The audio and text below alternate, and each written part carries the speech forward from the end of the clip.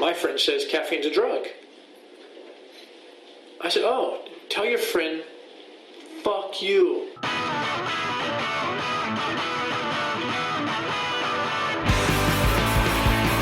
don't want to be your buddy, but just want a little breakfast.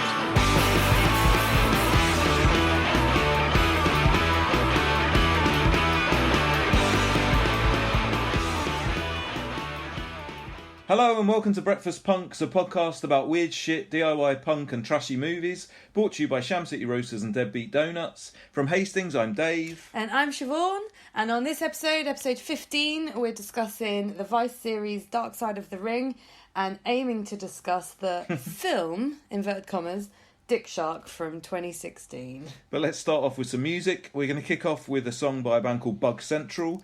They're from London, and this is from a new 10-inch which has just come out on Grow Your Own Records, which is called And the Fires Began. The song is called Head Fuck Shit, and it's fucking great. You should check out Grow Your Own, because they're lovely people and everything they do is wonderful. Exactly, do no wrong. So here is Bug Central with Head Fuck Shit.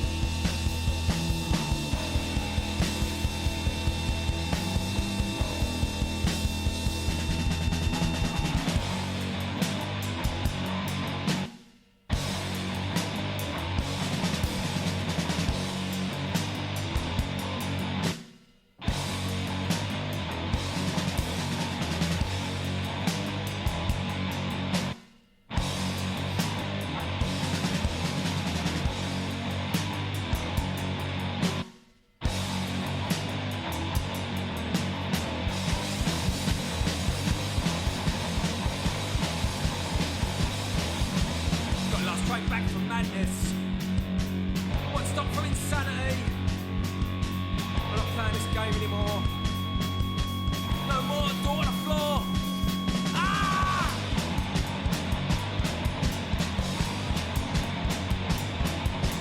I'm free, but I feel trapped. And I'm tired from the running back. Dropping out to see what it brings. I'm fucked, and I spent everything. Ah!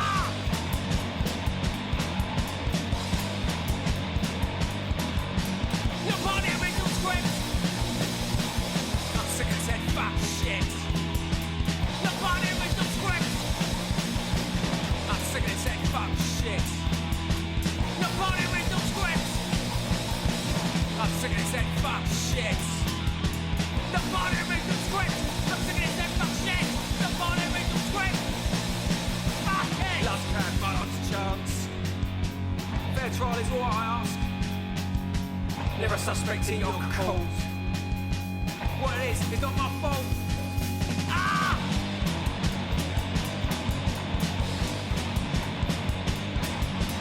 I know I'm first and I know it's real, but I don't know how I feel. It's getting light and I'm losing the fight. I'm dead. Turn out the lights. Ah!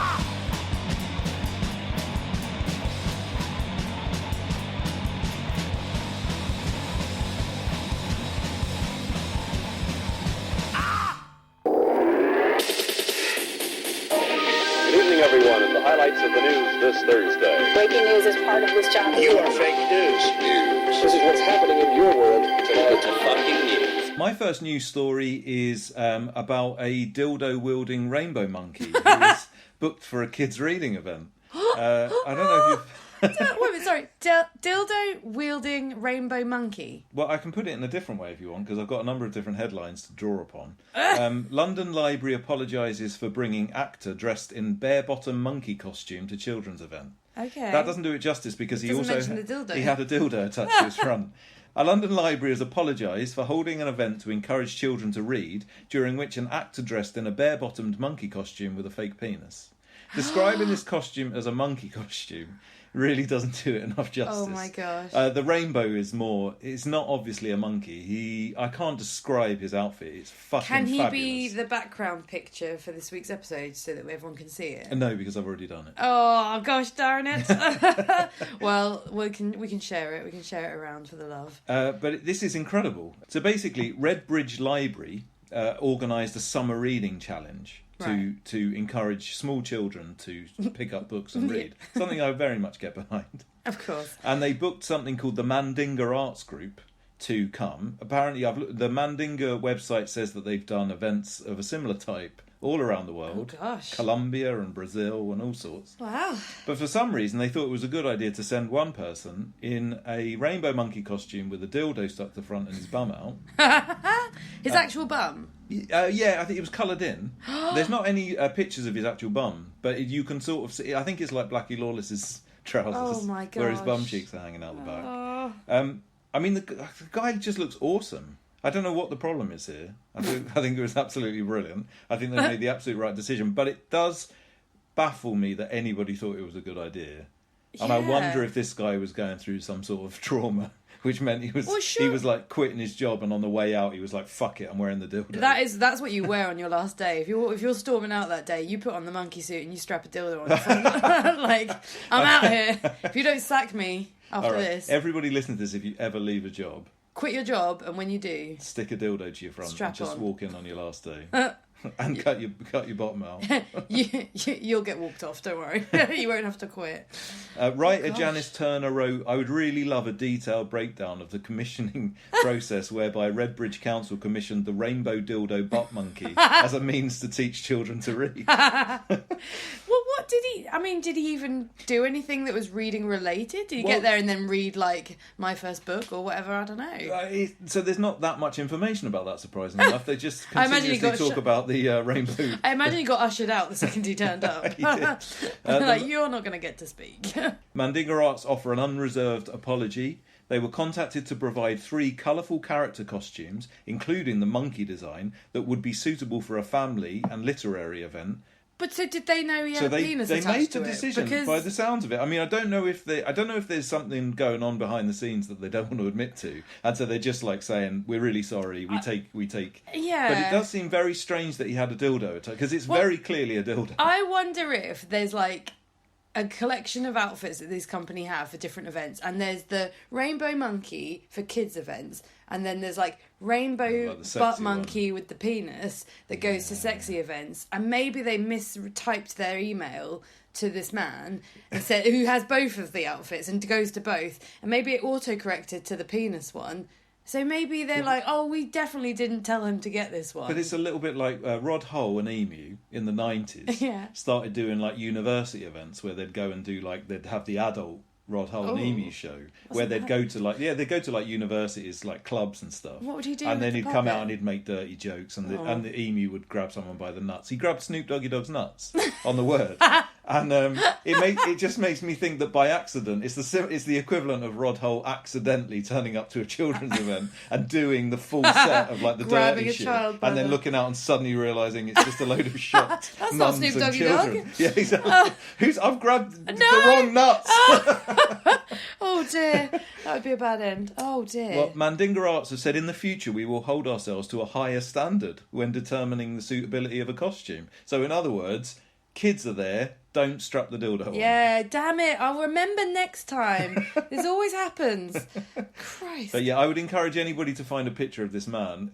If there is anything representing it on YouTube, that I don't think there's any videos, but I'm sure someone's probably put I hope some someone. nonsense on there with the picture. So I'll stick it on our list, and I'm sure we'll share it on Instagram. So I think it's well worth seeing. This guy is fabulous. Oh gosh, I can't wait. If I can ever go to a fancy dress costume, I'm going as the dildo monkey. The rainbow butt monkey dildo wielding thing. That sounds great. My first news story is about John Lydon. I don't really care for him at all, but this came up because he was named as being the most disrespectful shit in regards to an upcoming court case. And I was like, okay, good, I'm interested. You got me there. It wasn't the rainbow dildo monkey, was it? Who's upset with him? Well, unless, that could be the twist that Steve Jones now dresses up as a rainbow butt monkey. Who knows? Oh no, Steve Jones is very fat now. He couldn't fit into And the this monkey one, costume. no. Nah, this little man was nothing like Steve Jones. Nothing like him. Oh, well, sorry, Steve Jones. So anyway, Steve Jones and Paul Cook, former Sex Pistol bandmates, are suing him for the right to use the band's songs in Danny Boyle's upcoming biopic miniseries about the Sex Pistols. Earlier in the year, John Lydon said that he wasn't consulted about this series being made, and therefore he's threatening legal action. This series is based on a book written by Steve Jones called Lonely Boy, in which he says he's the most disrespectful shit, and then carries on to berate him quite a bit, I think. The whole book, I think, is against him, really. Yeah, so it's not surprising that John Lydon might be trying to make this thing a little bit difficult for them, seeing as they're making a series all about how he's a wanker. Well, I think that the Sex Pistols have an agreement whereby majority rules. So if I guess because it's too well, because I think Glenn Matlock's behind this film as well. Yeah, so he is. Basically, 3 of 4 say yes, they can use the music. So I think they can just use the music. But so I think John Lydon's just being a prick. Really. And didn't he like say, "I am just taking them to court"? For I think I read something about an interview with him when it was just rumoured that they were making this film. Oh, okay. I don't think it had got as far as it was actually being made. Yeah. And he said he didn't want it made because I think just for ego reasons, because like you say, the book is not very pleasant about him. Yeah. And I think he said something, maybe I took it the wrong way, but I read it to mean that he was more or less saying, I just want to make it as difficult for them to do anything with this thing as possible. That makes sense. Like knowing full well that they have horrible. every legal right to do it. Yeah. Well, it's majority rules, and you said, Glenn Matlock is behind it, and also Sid Vicious' estate, so whoever's running that. Yeah. So it's 4 against 1 at this point.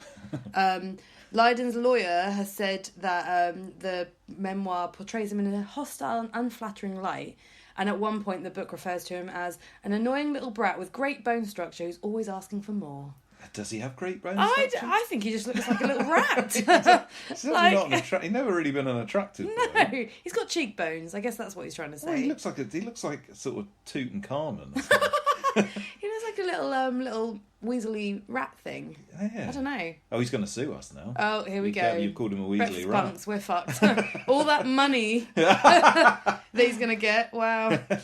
Well, don't worry. There's no risk of us wanting to play the Sex Pistols on this show. So don't worry, Johnny Rotten. You can leave us alone. You wanker. Yeah, I'm not really sure how I feel about this. I hate like docudrama films that are being made. I mean, I'm sure the film is going to be shit. So there'll be people playing them, that sort of thing. Yeah, I would say that if John Lydon was coming at this from a slightly different angle and he said, I don't want my band to be made into a shit drama thing.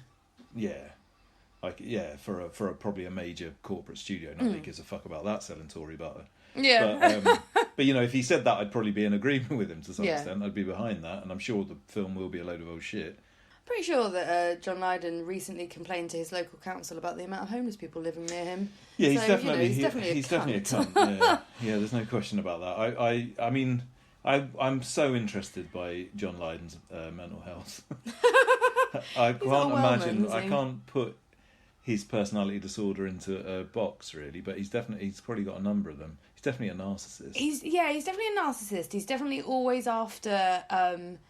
He's always out for like an argument. I think for that's the sake of being right. Well, it's definitely he's never happy. You know that man is not happy. No. Like there's always something that he's going to take offence by or take an interest in and get over involved in. Yeah.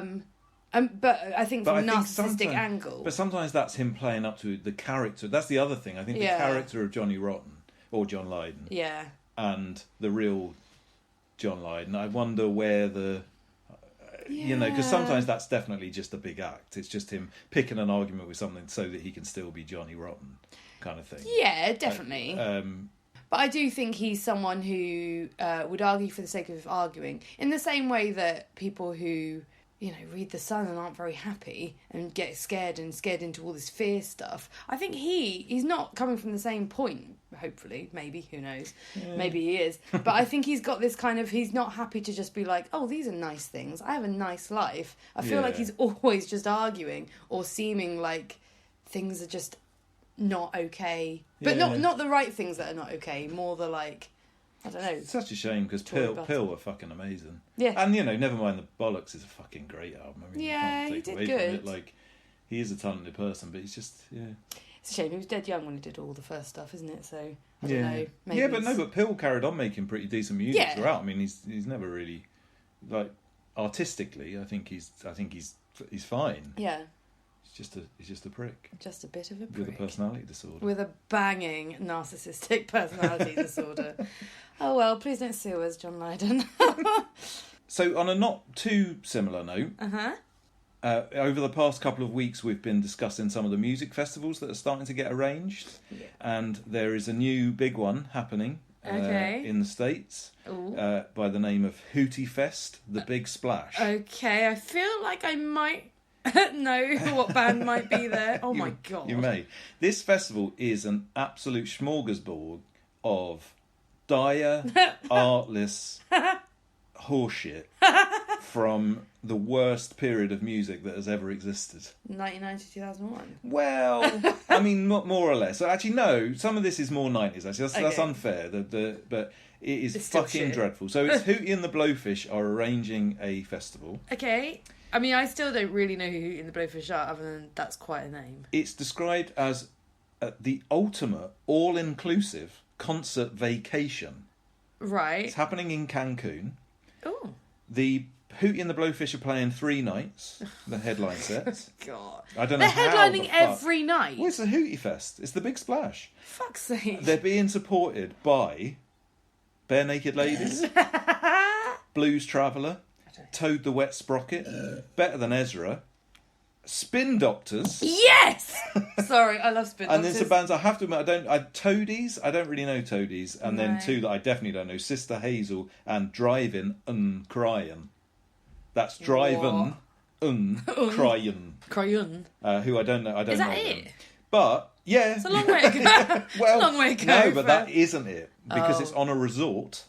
Okay. It boasts a variety of restaurants, manicured pools. It has daily activities, which are all included in the package price. So So basically, this is the most middle of the road music festival I think I saw the fucking Jamie Oliver and that boy from Blur who did a cheese and wine went / to music that? festival. No, I didn't go to it. I Okay. mean, that might be what I just said. I'm not really sure. Yeah, you definitely said you went to it. I'm like, what? I mean, I'm aware of shit like You're that. aware happening. of it, yeah, But okay. this one absolutely takes the Well, this biscuit. is- So it's on one of the biggest advertisements for Yeah. it is that it's got a award-winning golf course. Jesus Christ.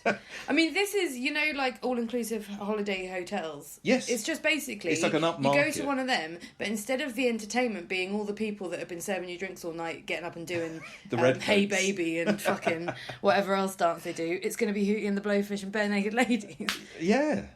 You spend your days lounging by the pool and beach, enjoying exclusive poolside performances, or you can explore the region in one of their off-site adventures, which you can book through this website. Oh my the God. Hootie Fest It's like website. it's So- like Thomas Cook meets... I mean, don't but it's know.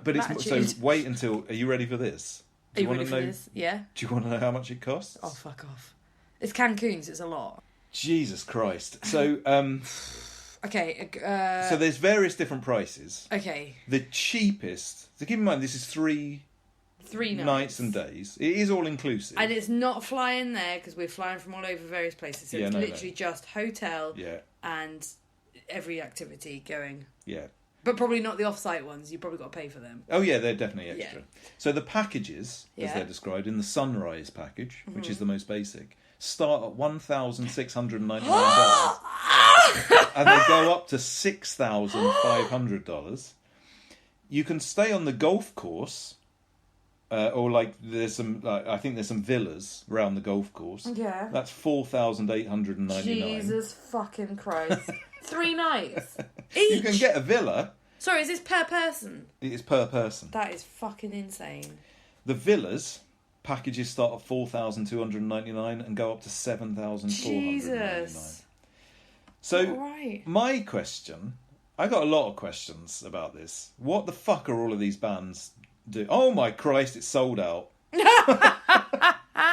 You can basically get there's only a couple of rooms left. And it's all the most expensive rooms. Jesus. Which actually go way more than what I said. A Sunrise Deluxe, this is for 6 nights, admittedly. Okay. You do get 2 double beds, but it's still per person. $9,518. Jesus Christ. So who in the fuck goes to Hootie Fest in 2021? Rich Trump supporters. I mean, do I don't know. they want to watch this shit? I mean, Probably. if They Hootie and the probably think this Blowfish is played the real UK, alternative. wouldn't they play the New Cross Inn?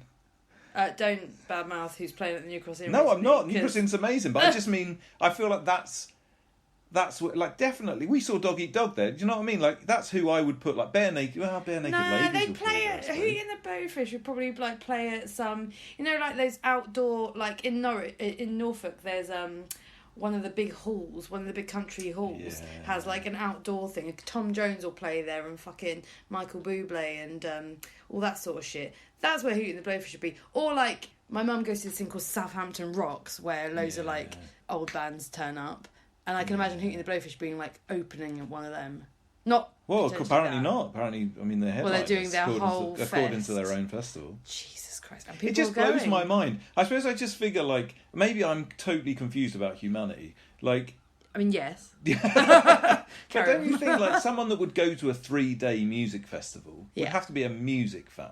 But this isn't a music festival. This is, like I say, this is going on holiday But you would- in Cancun, fucking about on the But beach. just go on holiday then. Yeah, surely. exactly. But maybe this is about... I mean, I don't know how expensive Cancun is, but maybe this isn't horrifically much more than you're paying anyway. And instead of, like I say, instead of people doing the hokey cokey or whatever, it's just Hootie and the Blowfish. I bet some cunts doing the hokey pokey to Toad and the Wet Sprocket. Yeah, it just blows my mind. It's a little bit like, I mean, it's so much further down the line, but I mean, it still confuses me when people go on like these cruises, like when punk bands do a cruise and people go on them. Like, I think, like, I mean, I say punk bands, it's shit like Les and Jake and... Or Bouncing Souls do one, don't they? No, Bouncing Souls don't. Oh, maybe they do. Yeah, no, they've No, done maybe they did. Flogging Molly and Bouncing Souls and all I that. thought Flogging Molly do one themselves. That's the other. I think they're one of the big bands that always do their own one. But I'm sure they do. Okay, I think Bouncing Souls have been on one. No. It was a little one that went... I'm not surprised. Yeah, it really. wasn't like a big one. I think it was like New York and out and then come back. It wasn't like you didn't go anywhere. But it's crazy to me that people go on that to some extent. But I can kind of. It's a little bit like that Jericho cruise. Well, like so. But the point I'm making is that if you go on the Jericho Kiss cruise, sorry. Kiss cruise. Yeah. But if you go on the Jericho cruise, you go on the Kiss cruise, you go on the Punk cruise. You're a fan. Yeah. Like a big fan of Yeah. wrestling, Yeah. Kiss, or Punk. Yeah. There can't be any big fans left of Toad and the fucking Wet Sprocket. Or even Hootie and the Blowfish. Is there? I mean, who are these people? Who are Where are these they coming assholes? from? I dread to think. I don't want to go to that bit of America, wherever they're all living. So I think last episode I did a bit of intrepid reporting on the on the Redneck Rave. Mm-hmm. I feel like this is the exact opposite. A similar kind of people in a way, but like also money. completely the opposite. Yeah. All of these people that are going there have like ride-on lawnmowers.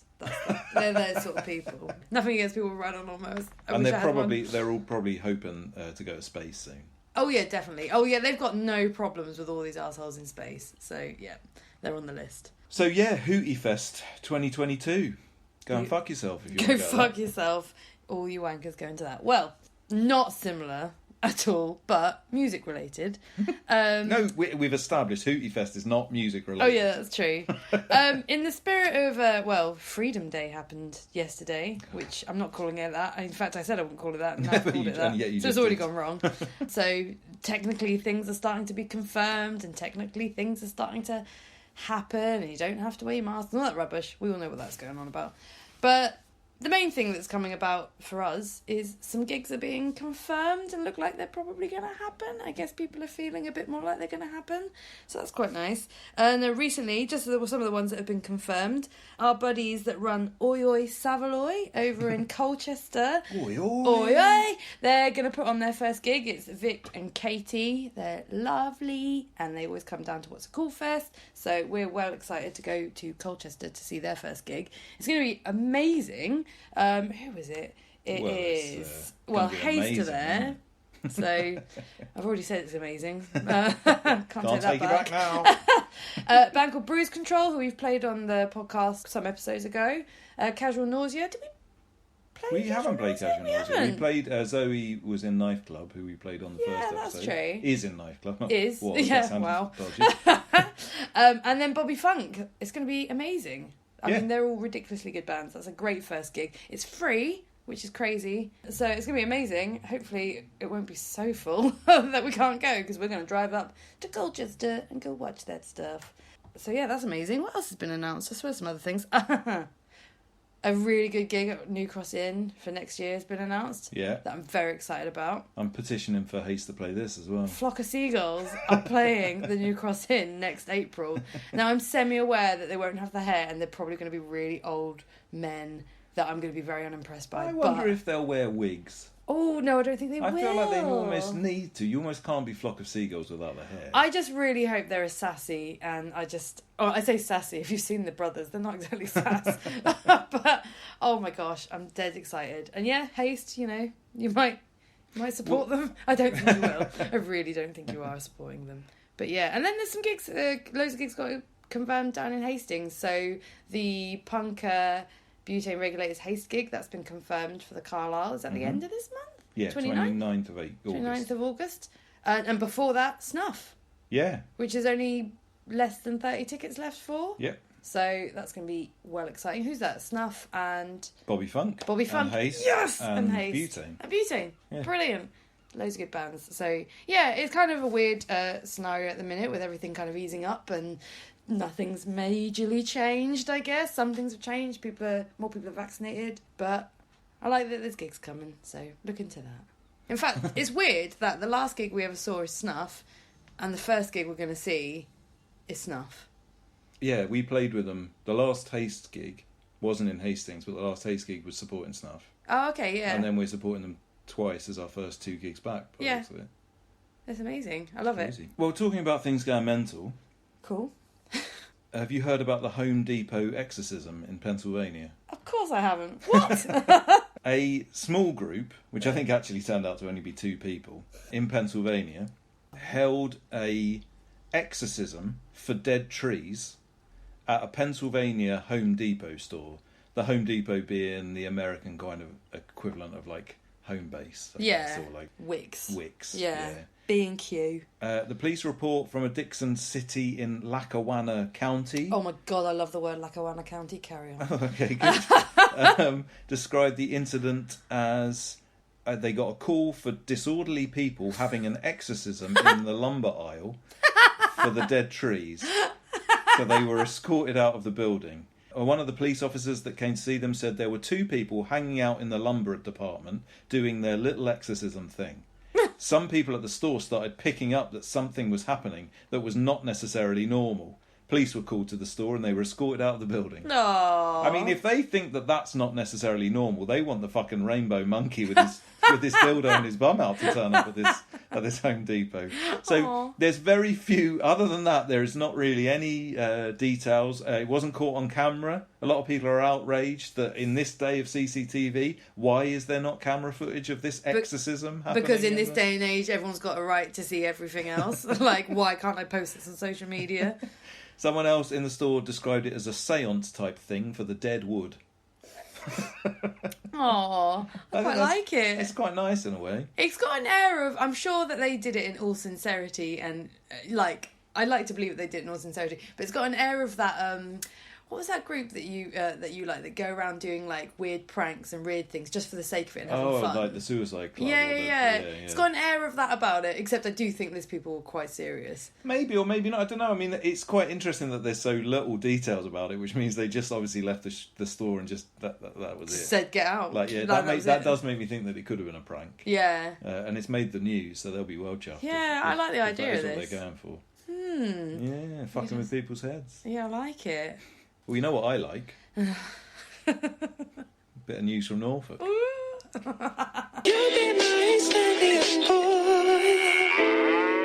All right, Poppet. Are you all right? Are you there? Poppet? Just the one? Yeah, just you. I'm talking to you, David. Oh, that's nice to change. Siobhan left, and this fuck's turned up. Right. Evening News has been beautiful to me again this week, or EDP, but, you know, same thing, really. And this one, I feel a bit bad laughing at it, but I'm gonna. The title of this article is Bird Bath Attacker Tells Judge I'd assault him again to kill him. What, the kill a bird? To kill the person he attacked. I'll tell you more. It's the what? Adrian Lake, 60 years old, has admitted wounding a neighbour who was repeatedly struck with a bird bath following an argument. So what's happened here is someone's assaulted someone else With a bird bath. And he said to the judge, I'd fucking do it again if it meant I'd kill him. What did he do to deserve this attack? I don't know. Oh. They had an argument, and that's all it says. Right. He's pleaded guilty to causing grievous bodily harm and admitting criminal damage as well. It's been adjourned because they're going to decide whether it's down as attempted murder. With a bird Because it's been bath? so bad. Oh, I feel a Jesus bit bad Christ, laughing about it. How bad did the person get injured? They haven't got life-threatening injuries, but given the force of the what he's done to him, they're going to go for attempted murder, Jesus. for which he might get life. Whoop, whoop. Well, what? And so, but he's gone into court and basically said, I'd do it if I could kill him. Exactly what he said when faced with this adjournment and how they might do him for murder. He said he's unrepresented, as you can imagine. No one likes him. Jesus Christ! He goes, I bet he's a denier. Oh gosh, yeah. He goes, I feel no remorse for what I've done. Given the earliest opportunity, I'd attack him again in the hope of killing him. Jesus What Christ. a nice dude. Jesus Christ. I really want to meet this dude. Do you? Dude, man. Yeah. So the victim, he's all right. Good. He hasn't got any life-threatening injuries, but they're just saying because he's so remorseless and because he's such a knob, basically, they're going to try and give him life. I mean, what do you think? Maybe what do you think happened between these two gentlemen? Why he thought he'd smack him with a bird bath? Until he I was don't dead. know. That's Wyndham, you see. It was They're a Wyndham, bit though. posh in Wyndham. Oh right. So I think they're a bit posh in Wyndham because it's very, very nice in Wyndham. You see, I ain't got a fucking clue. Wyndham's where there's a posh college, and that's all I know. I'm guessing. I don't know. I'm guessing this guy's not a student. Oh no, Adrian Lake, 60 years old. Oh, is he? Oh, right, I mean, yeah, right. I'm fairly sure he ain't. Well, he might be. But yeah, fuck knows. Old. I don't know. What would you argue about? The football's been on. It could have been as trivial as that. Who fucking knows? Poor bird bath. Where the bird's going to go?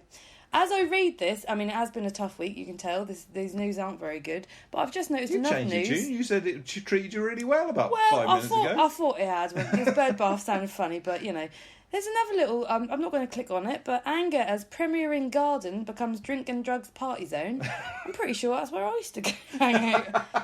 I'm pretty sure that's where I got pissed. Let's have a look. It is! It's the Riverside Premier Inn! Fuck's sake. That's got So a love, this isn't a it's got Premier lash- Inn. That's the one we went to. Oh, Jesus. That's the first one we Oh, went really? to. With the proper cloud, that nice bed. Yeah, that was nice. The one that Lenny Henry likes. It's Lenny Henry, isn't it? It is, yeah. Lenny Henry, he advertises it nicely. And you can walk round the side. It's on the Norwich River. Me and my buddies, when I was about 16, we used to go and, have a little smoky, because you could get in the gardens. It says private, but anyone can go there. So it's not right. So We it's get an our open... Boots meal deal for $3.50 and get our little bit of smoky smokes. What an edition of Norfolk News That's this life. is. That's life. That's nice. But now people are getting Doing exactly what you would. So it sounds like people have been doing this for many, many That's years. beautiful. I'm glad it's still going on. But I'm sorry to whoever's doing it now is getting told off because it is a glorious little garden to sit on. You see the river. It's dead quiet. No one goes to that Premier Inn, so it's just lush, lovely. So yeah, bird bath attack and really nice garden that no one's gonna, the teenagers of Norwich can't even go have their wacky baggy puff in the nice grounds of the Premier Inn. Some people just don't know fun. Premier Inn, Norwich. That's where we went there. We had a right nice breakfast, and the woman who served us was the most Norfolk person I have ever met. I think this was the first time we ever went, right? Yeah, it was literally we've been hanging out for about 3 months. Went to see Les and Jake in Norwich. God, that's the second time they've been mentioned on this. Yeah, I know. Gosh. Jesus Christ. And yeah, we stayed there. And Freaks Union supported them, didn't they? No, that was Swinging Us. that was Swinging At Us. That was no Real Big Fish supported. Jesus Christ. And I guess I'll just try and carry on in my Norfolk accent to introduce the next song. Oh, yeah, I don't think Mike and Sil will mind. Sorry, Mike and Sil. My accent's gone fucking up the chuff. I don't know what's going on there. So, Mike and Sil, the lovely buggers that come from Werecats, who do our intro. We get that our intro music's from one of the Werecat songs, Bloody Lovely. Mm-hmm. Well, Mike and Sil have done their own thing. They've done a little side project, and that is called Dinosaur Skull, and this song is called Little Prince. They're from Croydon. This is unreleased, so it might be the first time. I think this is an exclusive. Well, we've been begging them for a demo for a long time after we heard that they're doing a little thing on the side. That sounds... They've been down the premiere in Gardens, haven't they? And... this is ruddy lovely, this is. It's right nice. I bloody love this. Song. So this is Dinosaur Skull with Little Prince.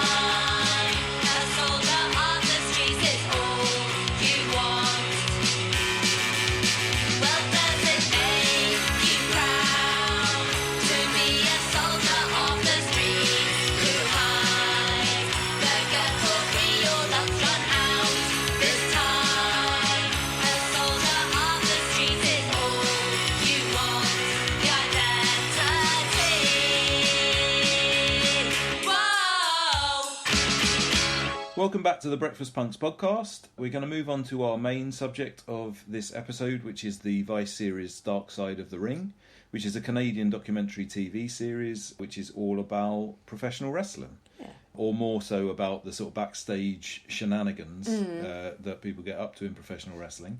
the dark side. The dark side of the professional ring. wrestling, you might say. It's a series which is still being produced at the moment. They're in the third season at the moment, but we're going to concentrate on season 1, partly because I think it's probably the most interesting one, but also we may end up covering the other ones in future episodes of this podcast. They're all super interesting, and you don't necessarily even have to be interested in wrestling that much, because some of the stories are just mad. Yeah, I mean, I think it's probably important to say you really don't need to be interested in wrestling whatsoever, because I think, like you say, but I think maybe as the series go on, they become a little bit more like things that wrestling nerds would be interested in, and maybe not everyone else. But I think this first season is just like these incredible stories about quite interesting subjects that just happen to be occurring around, definitely a nonsense sport. And I think some of this is really interesting for people who aren't really that into wrestling, because there's a lot of misconceptions about what wrestling is, and this kind of is very honest and interesting point of view of it, which I think, you don't have to be interested in wrestling to even find half of this stuff interesting. It's really, some of the stories are savage, some of them are really just complete madness. And I think a lot of these people led really weird lives. It's a little bit like rock stars or whatever. I mean, these people lead strange lives and really odd things happen to them. And there's sort of like true crime elements to it. There's a lot of a lot of them, particularly in the first series, about things that happened in a really different time to now as well. And it's quite interesting to look back in that respect, because both the wrestling world was really different. Like, for example, they were still pretending it was real during most of these series, and I think that plays a little part of it. But also just the world itself was really real, and as a result, the world of wrestling was fucking mental. I mean, I'm sure the world of wrestling now, and in the later series, they do some more recent things. But I think the world of wrestling now is not quite as crazy as it was in the sort of 70s and 80s. No, I think unfortunately the kind of world of wrestling that happens now is like, I don't know, a lot of wrestlers are coming out to be pretty horrible, and they're just getting cancelled, which is deservedly so. But that's about as dramatic as it's getting, whereas this kind of stuff is like, it's just crazy, because people thought these people were really, again, like you say, it's just as people were realising that it wasn't completely real.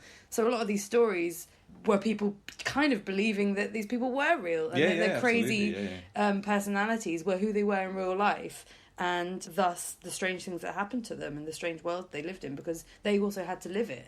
Like, they were expected to live their gimmick outside of wrestling. So that just could not and would not happen now. Well, I think it's interesting that you bring that up as well, because I think it's probably fair to say, if almost any professional wrestler acted in the way that they did in the 70s or 80s now, they would unquestionably have been cancelled. Definitely. Now, and again, deservedly so. Yeah, I don't think there's any doubt about that whatsoever. Exactly. Really.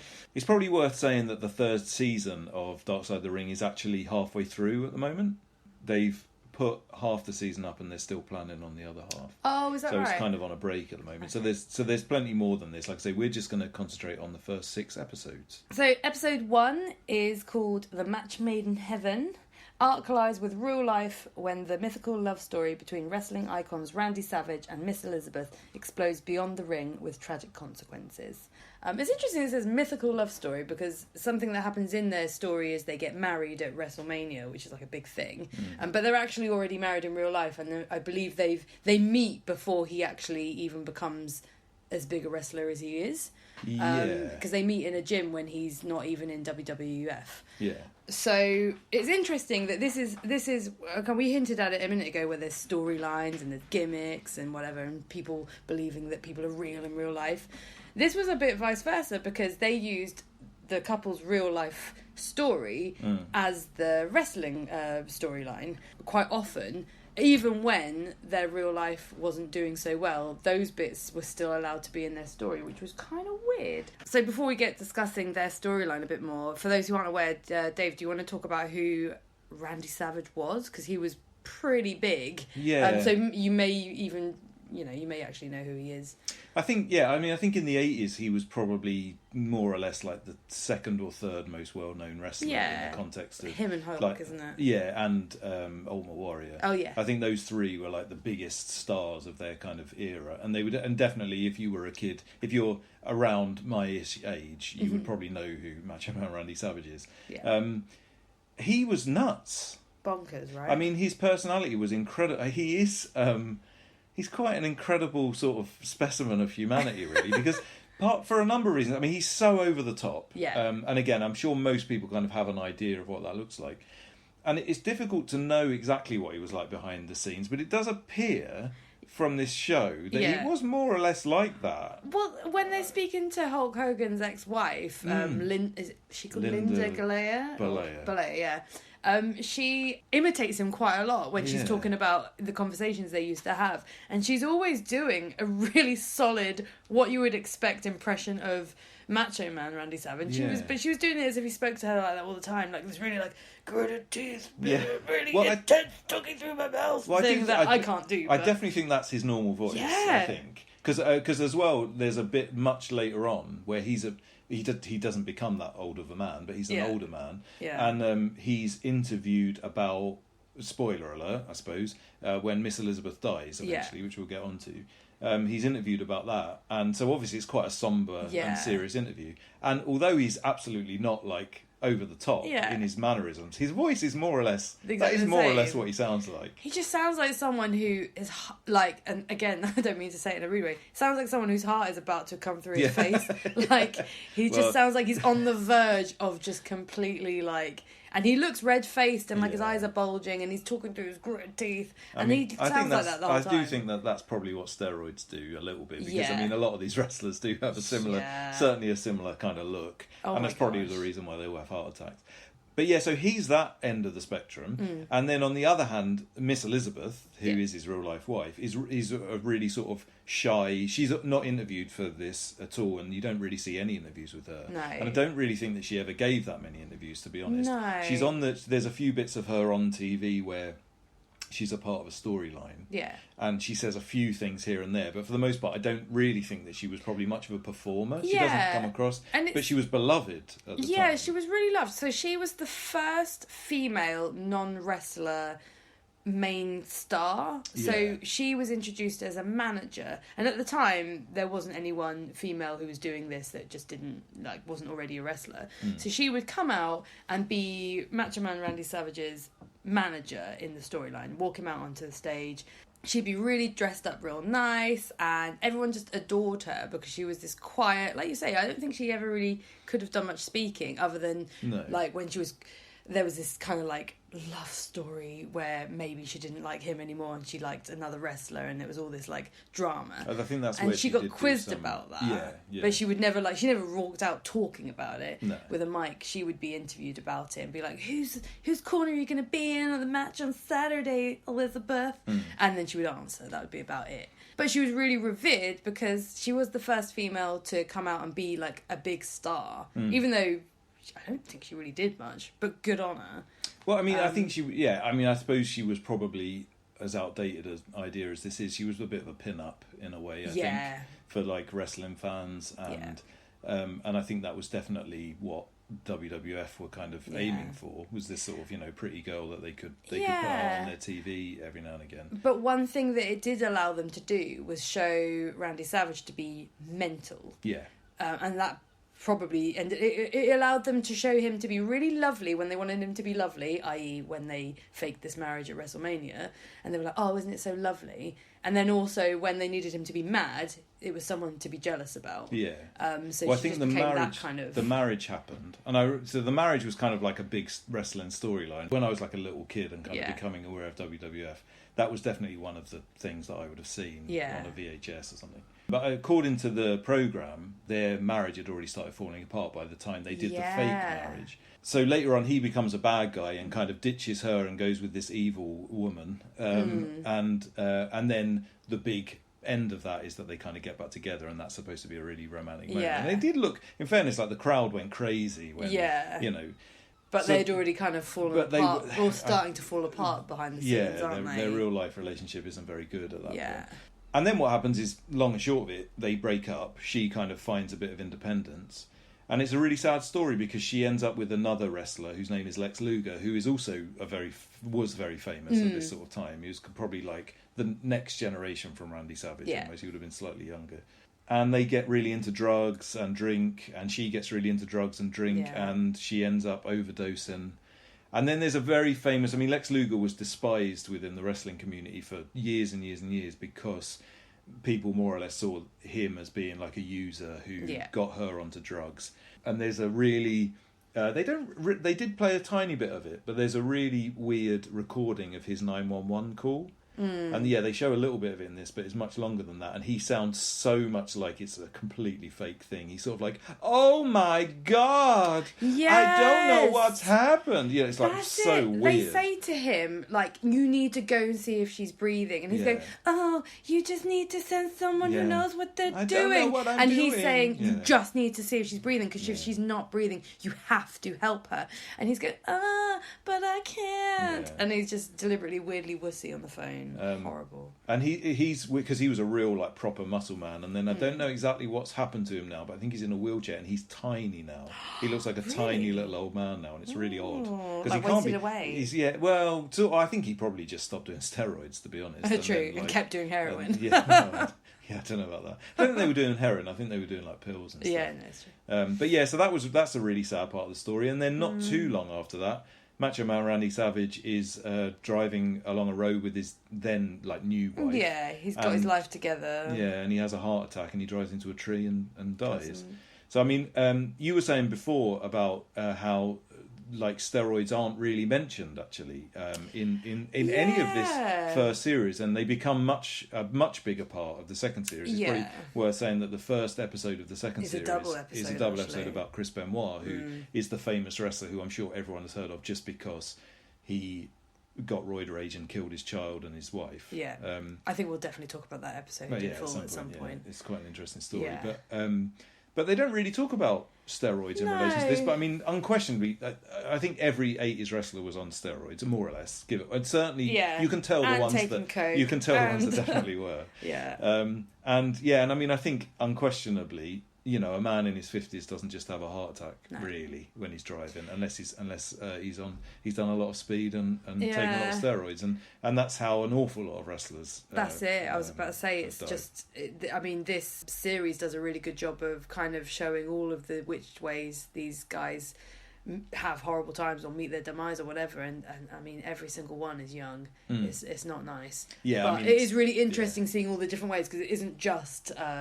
Roids and cocaine, but no. Christ. Well, I mean, it's a big. I think it's a big amount. Again, you know, not to talk about people's mental health too much. It's certainly interesting people that get themselves into the wrestling industry, and even more so in this time in the 70s and 80s and stuff. It was very, you know, they were like proper like fucking carnies. But then, and also what it ends up then doing to you, because in the later episode we're going to talk about is the pressures that it then puts upon people who maybe aren't made for it. So we'll get to that.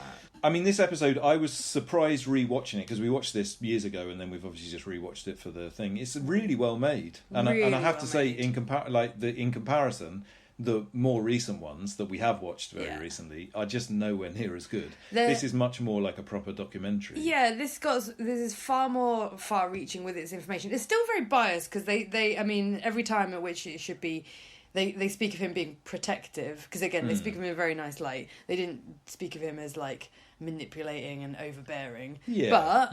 But other than that, it's really well kind of constructed, and it's a bit more happy, because I must say the topics the topics for these aren't nice, but the topics for the next two seasons after this, I feel like all end in just they're just for the sake of shock and horror and sadness. I was going to say one's a bit more one of the things about the newer ones that I don't like too much is they really desperately try and go for the sort of heartstrings. Yeah, there's always they all have the same narrative arc whereby it's kind of someone's done something wrong and someone's really sad about it, and then they find something positive at the end. Even if the person's died, it's like their son is now doing something, or you know. So whereas these ones are much more just like the narrative is just what happened, as opposed to just trying to like force it into a kind of way to make people weep at the end. Yeah, and actually this one nearly, and it sounds so silly, that ends with really nice music every time. Like it does, it actually always ends a tiny bit more like, oh well, but that's life. One other thing that I just want to say about this before we move on to the next one is that there is one scene in it which is unbelievably horrible, in which this guy Jake the Snake Roberts, who probably again is very famous in the wrestling world and most people will know, but he used to come out to the ring with a snake, and in one of them I remember this happening as a kid. he didn't use. He usually came out with a kind of an anaconda, I guess, or something like a more fairly of a basic snake that you would snake. expect someone to come out with. Yeah. But on this time, they wanted the snake to bite Randy Savage.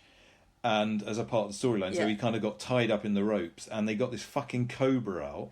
And there's a really good story at the beginning about how, which sort of says about his paranoia, is that Randy Savage doesn't believe that the snake has been fixed, and he won't agree to have this happen until... Goes, let it bite you. Yeah. He goes, I'm not going to let it bite me. Then it's not been fixed. And you're just like, what? And so eventually Jake the Snake Roberts lets the cobra bite him to prove to Randy Savage, and then he makes him stand there for like 20 minutes, and he's like, "You're not going to take the antidote," and all this sort of stuff. So he really didn't believe that they had actually, and this is on like national telly, like there's no, anyway. Yeah. So Jake the Snake Roberts is then really pissed off because he's just been bitten by a cobra, and so he said he basically just like beat the snake before he put it out there. Yeah. So he just latches onto Randy Savage's face. This coat, No, this not fucking... his face. It's on his arm. Sorry, it's bicep. on his arm. But he's got I think, so much of it. do you know there's another one where I think a snake bites him on the face? Oh, I'm really? sure there is. This one is... Oh, no, you're right. And the cobra won't let go. And they start sending people out from the back to tell Jake the Snake Roberts, you've got to get this fucking snake off his arm. And the snake just won't get off him. And he's tugging it. And it's just so like... in. Oh, Jesus Christ. Oh, God, it's awful. And that snake is pissed off. It's such a horrible bit. It's and this so is just, awful. And this is like this is the storyline in wrestling. Yeah, like, and it's on live, TV.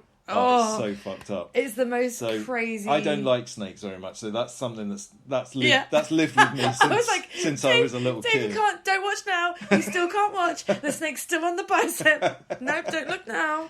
Oh, it was awful. I don't mind. I like snakes, but bloody hell, just how much of that mouth was open and how he was latched. And it's a fucking cobra. Anyway, so this episode is well worth watching. Defo. So let's move on to the second one. The second one is called the Montreal Screwjob.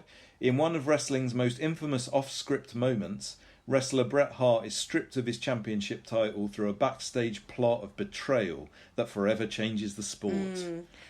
I mean, I definitely didn't remember this one being as interesting as it was, but this is my favourite one, purely because, again, I did watch wrestling as a kid, but I never watched wrestling at the point at which anyone believed it was real. Yeah. Like, it's always been not real. It's always been scripted in the time that I have watched wrestling. Whereas this is super interesting, because this is that kind of turning point between... I was going to say, it's on the cusp. It's on the cusp. Yeah. People kind of know, but this...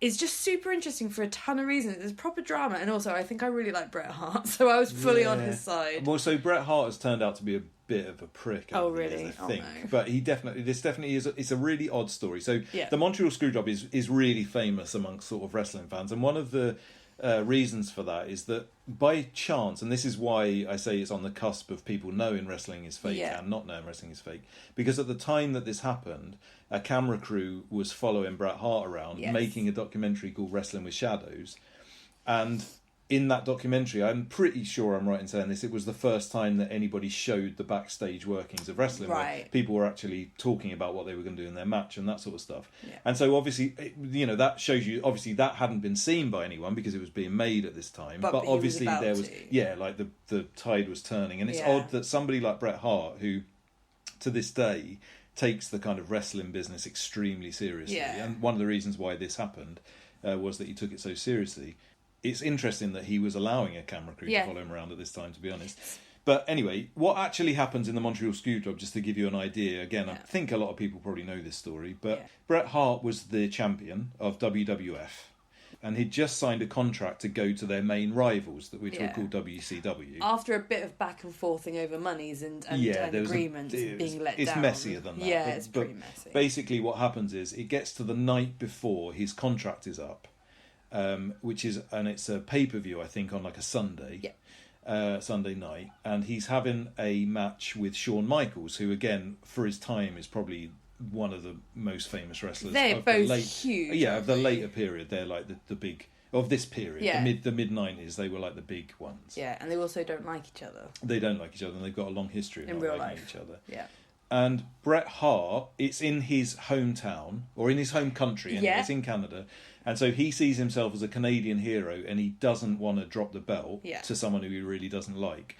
And WWF probably quite understandably WWF being Vince McMahon, who comes up in a lot of these. He is the again, I'm sure a lot of people know this. He is the real owner of WWF, who actually makes all the decisions about what happens in their storylines. Yeah, he also decides who wins matches. Yeah, and who loses. He didn't trust that Bret Hart wouldn't. If he allowed him to keep the belt to the point where he was no longer under contract to the WWF, he didn't want him to turn up on the other wrestling promotions channel with his belt, because it would be like the worst possible thing that could happen. And it's tradition, inverted commas, to relinquish titles before leaving the company. Yeah, exactly. In some form of a way. And so this went on and went on and went on. And one of the interesting things about this is that the decision obviously is just made just before they're about to go out. Yeah. Which I guess is probably, I always just figure that wrestling is kind of written like a script way before and everyone kind of knows. Which it usually is. Well, yeah. I guess. But I don't know. I mean, there's definitely some chaos backstage, I think. Yeah. But, and Bret Hart more or less refuses to allow this guy to pin him. And they have lots of conversations about this, and then a decision is made that he's not going to agree to it. They don't want to allow him to leave with the title. He says that what he'll do is come onto their TV programme the next night and relinquish the belt, but they don't want this to happen. And again, I think that's kind of understandable. And so what they do is, which is where the screw job happens, is that they arrange a bit in the match where Shawn Michaels gets him in his finishing manoeuvre, and I presume that what's been arranged is that he eventually gets out of that, and then whatever is going to happen in the match happens. I think the plan was that they were both going to be disqualified. That's it. It was going to be a disqualification. Nothing was going to happen. Come give the belt back. But what happens instead is, as soon as he gets him in this hold, Vince McMahon runs out and shouts, "Ring the bell," and then they act as if Bret Hart has submitted to that hold and therefore has lost the match and lost the title. And so this is obviously all within the storyline, but Bret Hart isn't expecting this, feels betrayed. Yeah. And the long and short of it is, eventually goes backstage, punches out Vince McMahon. Yeah. Well, he spits at him on camera first and does WCW with his fingers right at the camera. Which is fucking brilliant. And so, and there's a lot of drama. And, you know, this Wrestling with Shadows documentary, which is totally separate to Dark Side of the Ring, but is being made at the time, goes into this an awful lot more. And, it's very much from Bret Hart's perspective. And he's someone who takes the business really seriously. He comes from a really long line of other, you know, his family are all in wrestling. And his dad's like a really famous trainer of wrestling. Yeah, and to this day, there's still people in WWE that are in his family. Yeah.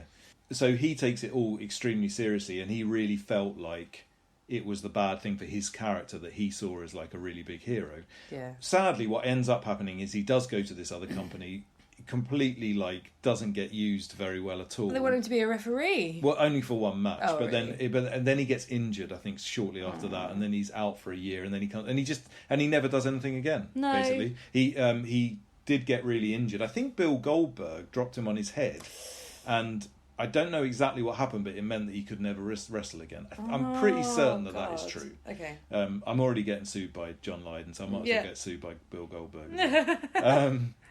And I mean, I don't know. There's not that much else to talk about. Well, I think that, so. There's a tiny bit else. So when this all happened, again, there's hints that people know that things are fixed and things are scripted.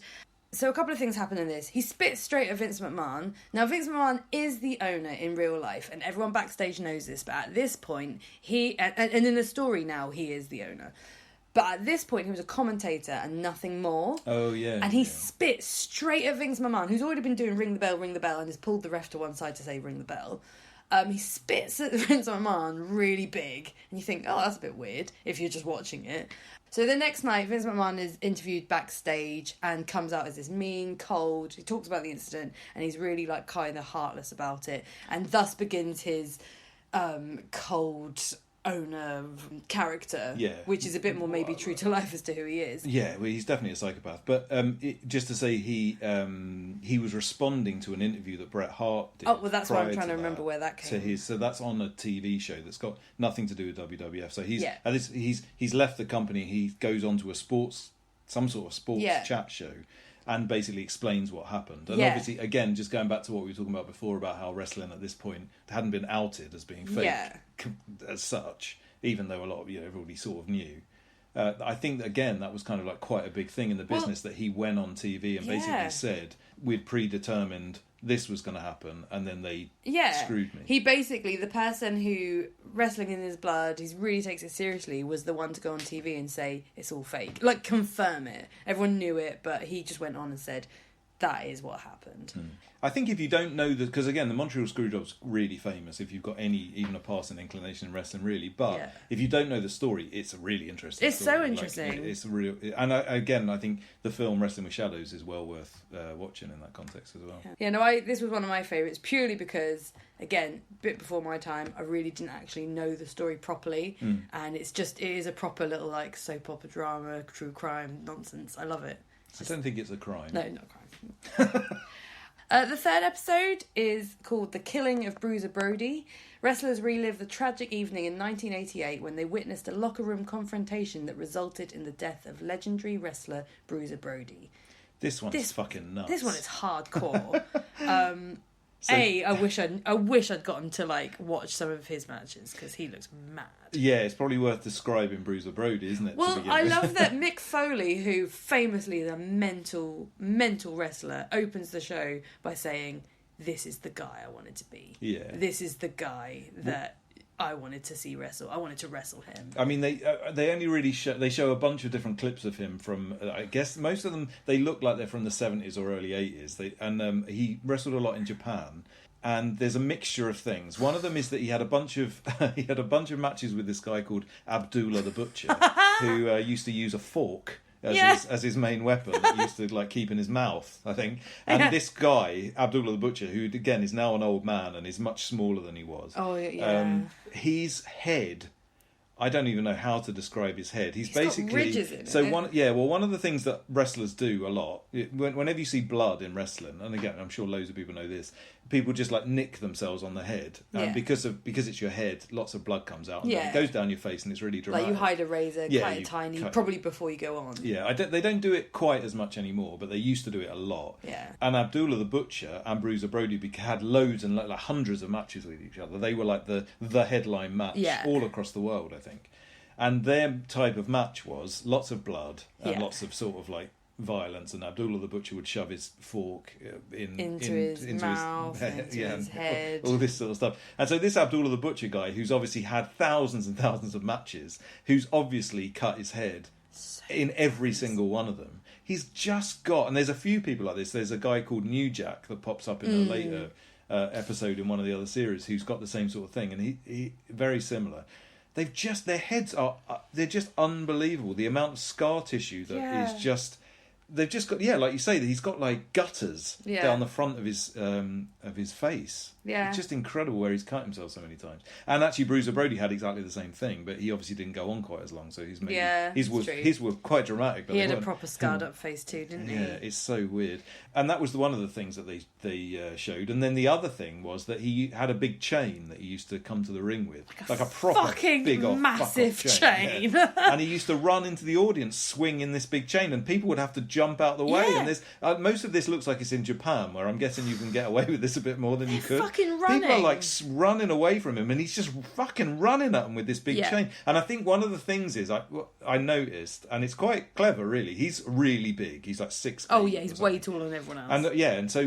And so he's swinging this chain, but of course because he's so much taller than all the people he's running at, he's able to do it and look really threatening. Yeah, it's going over their head. He's doing it like full force. Like if someone got in the way, they're fucked. And he looks like an absolute wild man. He's got like a mane of hair and a massive beard, and like I say, he's absolutely fucking ginormous. Yeah. And he's got a big chain. He's kind of caveman looking guy. Yeah, he's got like I don't know if it is a skirt of some kind, but he's just got like raggedy shorts or a skirt on, and just this massive amount of hair. His backstage character was also like of a wild man. I mean, I think that was kind of his thing. And so the long and short of this episode is that he's wrestling in Puerto Rico.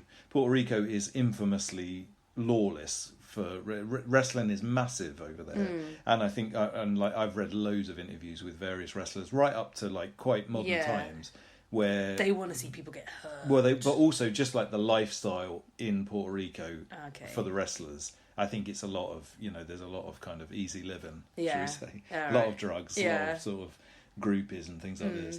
And before a show, a big show in Puerto Rico, he's backstage, and a wrestler who goes by the name Invader One asks him to come into a bathroom in the backstage and basically stabs him and kills him in front of his mate and all the other wrestlers. Yeah. And this is covered up, basically, when the police arrive. So his mate, whose name is Tony Atlas, who's still alive and was, again, a big wrestler in the context of, like, he was in Japan and Puerto Rico and stuff. I think he was in WWF for a while. I think they both were for short periods, but they were much bigger stars in, like, other countries. Yeah. He went off to the hospital with him, and when he came back, all the wrestlers had told the police that a fan did it when he was walking in, and this guy, Invader One, had vanished from the building. And Tony Atlas was just like, no, this isn't what happened. This isn't what happened. But you know, obviously, like, the police officer was speaking in Spanish, and he couldn't really get his point across. And then again, as time went on, you know, all the wrestlers either didn't see anything or lied about what they saw. This guy got off with self-defense and never actually went to prison. But the interesting thing about that is that his court hearing, they had arranged for a bunch of the American wrestlers who were over there, to including this guy Tony Atlas, to go to the court hearing and give evidence. Tony Atlas received his invite to go to court 10 days after the court had already happened, and the guy had already been let off. Yeah. And this guy now does children's parties as a clown. Yeah, which was a nice little the rainbow tidbit. dildo clown. God, full circle. Jeez.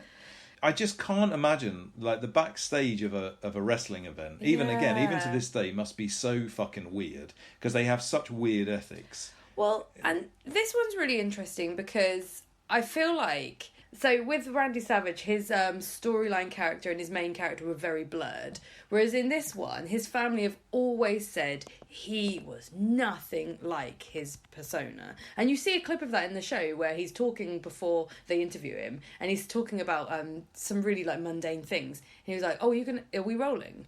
He went, "Yeah," and he goes, "Okay, you're gonna have to cut that because that is not what that's not what Bruiser Brody would say. Yeah. I can't be shown saying those things." And I think that unfortunately kind of carries over, because I think these people in Puerto Rico had a real thing about him. And also, before all of this, Bruiser Brody and this Invader One had a match long before, like years before, I don't know how long before, where Bruiser Brody had really, like, laid into him. Maybe it was in Puerto Rico, I don't know. No, I think that was in America. And I think it was when this guy had gone over to America. Yeah, and he'd kind of been, like, shown up a bit and felt a bit embarrassed. And after the match, apparently he said, "One day I'm going to kill that man." And that kind of gets mentioned in this. So they've got, so he already doesn't like him, and they've got this really, like, idea of this crazy fucking man who's going to come here. And there's, you mentioned to me earlier that there's also a hint that he's going to be part of this promotion. He bought in into Puerto Rico. Well, so none of this is clear, but people think that he said something to someone before this happened. Yeah, that it sounded like he'd bought into the. Like he's going to make some changes. Yeah, and so no one really knows exactly what was going on. But the main guy that runs that Puerto Rican thing, who's still alive and quite recently was put into the WWF Hall of Fame. Yes, called Carlos Colon, whose sons were maybe still are in WWE. Yes, the Colon brothers, I think they're called. Yeah, something like that. Colon, not Colon. He's still celebrated, but I mean, generally, I think he was definitely there, and he definitely saw everything that was going on, and he definitely was one of the people that covered it up. And he denies it entirely. There's a shoot interview that looks like it's done on a camcorder. Yeah. Where he's sort of talking about it, and he basically, as soon as the guy asks him about it, he's just like, "Oh, I don't really have anything to say about that. Nothing really happened," or something like that. Yeah, exactly. I think one of the reasons that the court found this guy to have done this in self-defense was because, like you say, they had this idea that this guy was a wild man with a chain, and because, particularly in Puerto Rico, there was definitely, they call it kayfabe, the sort of the code that they live by, where they pretend everything is real and live their gimmick. Yeah. So in Puerto Rico, kayfabe was in 1988 was 100. They thought this was 100% real, and to be honest, their wrestlers probably were fucking mad. Yeah. Well, yeah, probably, but I mean, even then, it's still, it's like the character was getting tried in a way. Like, they was completely dead, so believed that. But... Oh yeah, of course, this small man against this fucking huge behemoth with a chain. Yeah, probably was self-defense. I mean, I don't think Invader One was probably a small man. Smaller than this guy. Yeah, smaller than this guy, but he's still a fucking professional wrestler. Yeah, of course. Sure, he's still quite intimidating. Yeah. So I think it's an interesting thing there where fact and fiction got really blurred, and somebody got off of a fucking murder. Basically, because they said, look, this man's he's a wild man. Of course, he attacked me, and the only thing I could do is stab him. Exactly, and there's no one to say anything different because no one else got their summons. Yeah, that blows my mind. It's fucking mad. So the next one, which is just a really sad one, is called The Last of the Von Erichs. The last surviving brother of the legendary Von Erich wrestling dynasty revisits the tragedy that plagued his once iconic family. I mean, this is just pure sad. I thought it was actually called The Curse of the Von Erichs because they do mention that quite a lot. Basically, the dad is a very famous wrestler. Weirdly famous because he played a Nazi. He was like a famous bad guy. Keep in mind they're based in like the depths of Texas. And also it was in the 50s. He would have been in the 50s, yeah. So I mean, you're right. He was Fritz von Erich. Fritz von Erich, the Nazi general. Yeah. So he was like the main bad guy, but he also was the person that ran the promotion. He started a promotion called WCCW, and he wanted to have all of his family involved. He had 6 sons, and he was like, my sons are going to make this promotion. The tragedy starts early. When all of the boys are very young, one of these sons falls over and drowns just in the snow. That starts really early, so this family's already doomed. His 3 oldest sons are built, they're big, and they look like they're going to be wrestlers. So he's like, I'm going to put in all my efforts to these. They're called Dave, Kevin, and Kerry. They're heartthrobs too, according to the programme. Well, although I've got to say, not so sure. No. But they're massive, they're obviously built well, they're going to do well. It all starts going wrong when one of them, called Dave, dies unexpectedly. What? But before the death, they do become like massive. They're like, so the entire family becomes in Texas, not in the country, but in Texas, they're like royalty. Yeah. They become like they're celebrities, Everyone not just knew in who a they wrestling were. context, but in an everything context. They were pulling like I think they pulled the biggest. They had a big match. And they pulled the biggest crowd at that time that America had ever had. Biggest indoor crowd. And this is totally separate from like WWF and everything else. This is just like an independent thing. Yeah. But it was massive in Texas. Wrestling in Texas is big. But so Dave, who is one of the... No, he wrestles on his own. He's the oldest one and he's the single wrestler. Kevin and Kerry are a tag team. So Dave dies unexpectedly. He has gastroenteritis, it turns out. Everyone's a bit worried about what could have happened, but it's purely just an awful accident. He has a funeral that tons of people go to. I think his is the big funeral, again, isn't it's like it? Because it's like a celebrity in their town. He's the first one. Yeah, and no one knows the rest of them. The funerals get smaller, I think, as people get sick of it. So he dies, which is a real shame.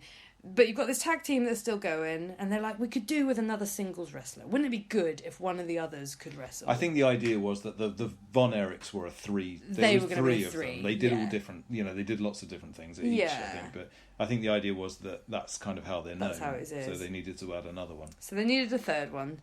So the next one comes up, and he's called Mike. He's not as good, and he suffers a shoulder injury when they're in Israel, has surgery there and flies back. And on the way back, or by the time he's back in America, it's clear that he's not well. He has an infection, and they think he has toxic shock syndrome. Yeah. He's in a coma. They're pretty sure he's going to die. Someone bursts in and says, "Hallelujah, you're going to be all right." No, he picks up the Bible and he says, if you're going to do something, Jesus, you've got to do it now. And he throws the Bible. And as he throws the Bible, the doctor comes through the door and says that he's actually going to be making it. Yeah, he goes, somehow something just changed and now he's going to be all right. Again, there's that kayfabe thing a little bit going on here. Where, not a wrestling thing, but just the sort of bullshit that religious people come Christianity, out with. So anyway, poor Mike survives, but he is clearly brain damaged. They never confirm it, but he looks unwell. His face looks like an alien. Yeah, I mean, I think he's got really bloodshot eyes, which don't help him, and he already looks. He's another one who looks a bit like John Lydon. He's another one who looks like Tutankhamun. Looks like John Lydon meets Gummo. Like, doesn't look right. Yeah, he does look like Gummo. So, I mean, he's clearly not well. He's obviously desperate to get as well. He wants... Because they all want their dad to be proud of them. And there's this horrible macho bullshit going on. So he continues. They let him go back into matches. He can't really even speak properly anymore. No, He's definitely gone wrong. They show him cut a promo on someone and it's really not like some of the work... it sounds like he's drunk at best. It's not sentences strung together well. Yeah. So... sadness strikes again. He is obviously, he's really sad. He isn't living up to the potential that everyone else has had, and he ends up taking an overdose and committing suicide.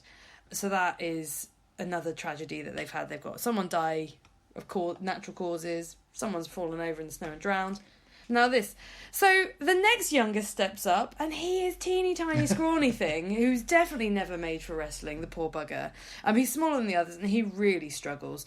He does not last long before walking into the forest and shooting himself. I think he's about 2 feet. He's way smaller, isn't he? Than the others. Yeah. And so he's gonna, he's failed. It's not gone well, and now he's shot himself. So we've got how many brothers left? 2 brothers left. Yeah. Kerry and Kevin, who were the tag team, and they were the big ones. They were the good ones.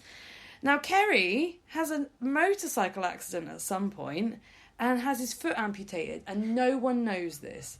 He just puts a fake thing in his boot. Yeah, he wears a fake foot, and they hide it, they cover it up because they don't want anyone to feel sorry for him, and they think he'll be less good if everyone knows he's got a fake foot. Well, worse still, just prior to this happening, he got signed by WWF. Yes. And so he's the only one that I ever knew growing up, because he was the Texas Tornado.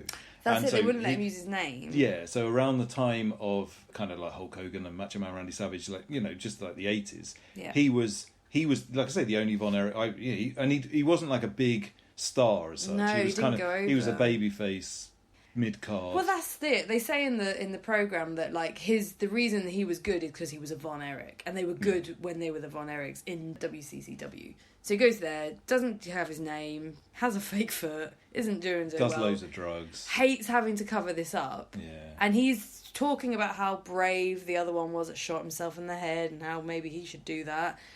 And then he does. He goes and he shoots himself as well, in I think the same sort of area that his brother did, out in the woods at the back of their house. So there's basically one brother left. There's one brother left. And the show is more or less just an interview with that brother, with showing lots of different things. The brothers had 2 sons who are wrestlers. Yeah, they wrestle in MLW. Yeah, we've watched a match of theirs, I think. And they have absolutely zero charisma. None. It's really weird. I mean, they're definitely like, I think they're all right in the ring, but they are, I don't know. Yeah, it's well, like I think it's like they suck the emotion out of the ring. I think something amazing has happened for Kevin, but that's made their sons, it made his sons the way they are, because he's managed to claw his life together. He was a brother he had 5 brothers. They're all dead. His dad got brain cancer and tried to shoot him. Yeah. And thankfully he ends up dying, not as peacefully as he might have liked, but he dies from brain cancer. So he's the only one left in his family, and he's managed to go to some lovely little grounds in Hawaii. He's got his little, he's not wearing shoes, he lives in a tree. Yeah. Like, he's all a bit like... Sure. I guess, credit to him for being able to pull through, all of his family are dead. Not dying. Yeah, and a lot of them killed themselves. Yeah. He managed to, have a different mindset. He's definitely had some sort of spiritual awakening. But, I do wonder, a little bit whether he overplayed it a little bit in the programme. Oh, yeah. Cutting up coconuts and drinking out of it just for show. There was a lot of bullshit. Yeah. But also, I sort of feel like, in a funny sort of way, someone where he came from and stuff, I don't know, like, living that sort of life isn't necessarily... But I think his hippy-dippy lifestyle has created some boring sons. I'm not being rude, but I think that's what's happened. So one of the things that continues throughout this programme... that's so good. I don't know what this says about, like, generational shifts, but one of the things that continues... I don't know if you remember Bruiser Brody's son in the last episode. Oh, yeah. Oh. It's just like the most charismaless he's almost bordering on... Could be a psychopath I'm not really sure. How deadpan I'm not really sure what's going on, but it is quite interesting because you sort of there's a few times throughout, and not only in this series but in the later series, where it's like someone who was like this ridiculously famous, really over the top, like super charismatic person who has a son who is literally just sort of like, hello. Yeah. I remember Bruiser Brody's son is just like, I want justice, personal justice. Yeah, like, fucking hell. Like, and he in a few, he's got tears in his eyes. But also, maybe real, maybe not. And then he's just like, but says deadpan, basically, I would like to kill that man. I think he's got onions in his pocket. Yeah, onions in his pocket, psychopath trick. So Moving on, next episode is called The Mysterious Death of Gorgeous Gino. For 30 years, the family of wrestling star Gino Hernandez believed his tragic death was a drug-related murder. Startlingly new revelations are revealed to his still grieving mother. This one, there's not as much to say, I would say. I think we can sort of skip this one to some extent. Yeah. And the reason that I would say that is because it's well worth watching. Yeah. And it's almost like presented a bit like a whodunit. Yeah. Because, so this guy is found dead and everyone questions. He was involved with the mob, but no one really knew exactly how. Yeah. Some strange men turned up to his funeral and no one really knew. What, and they paid for the entire thing.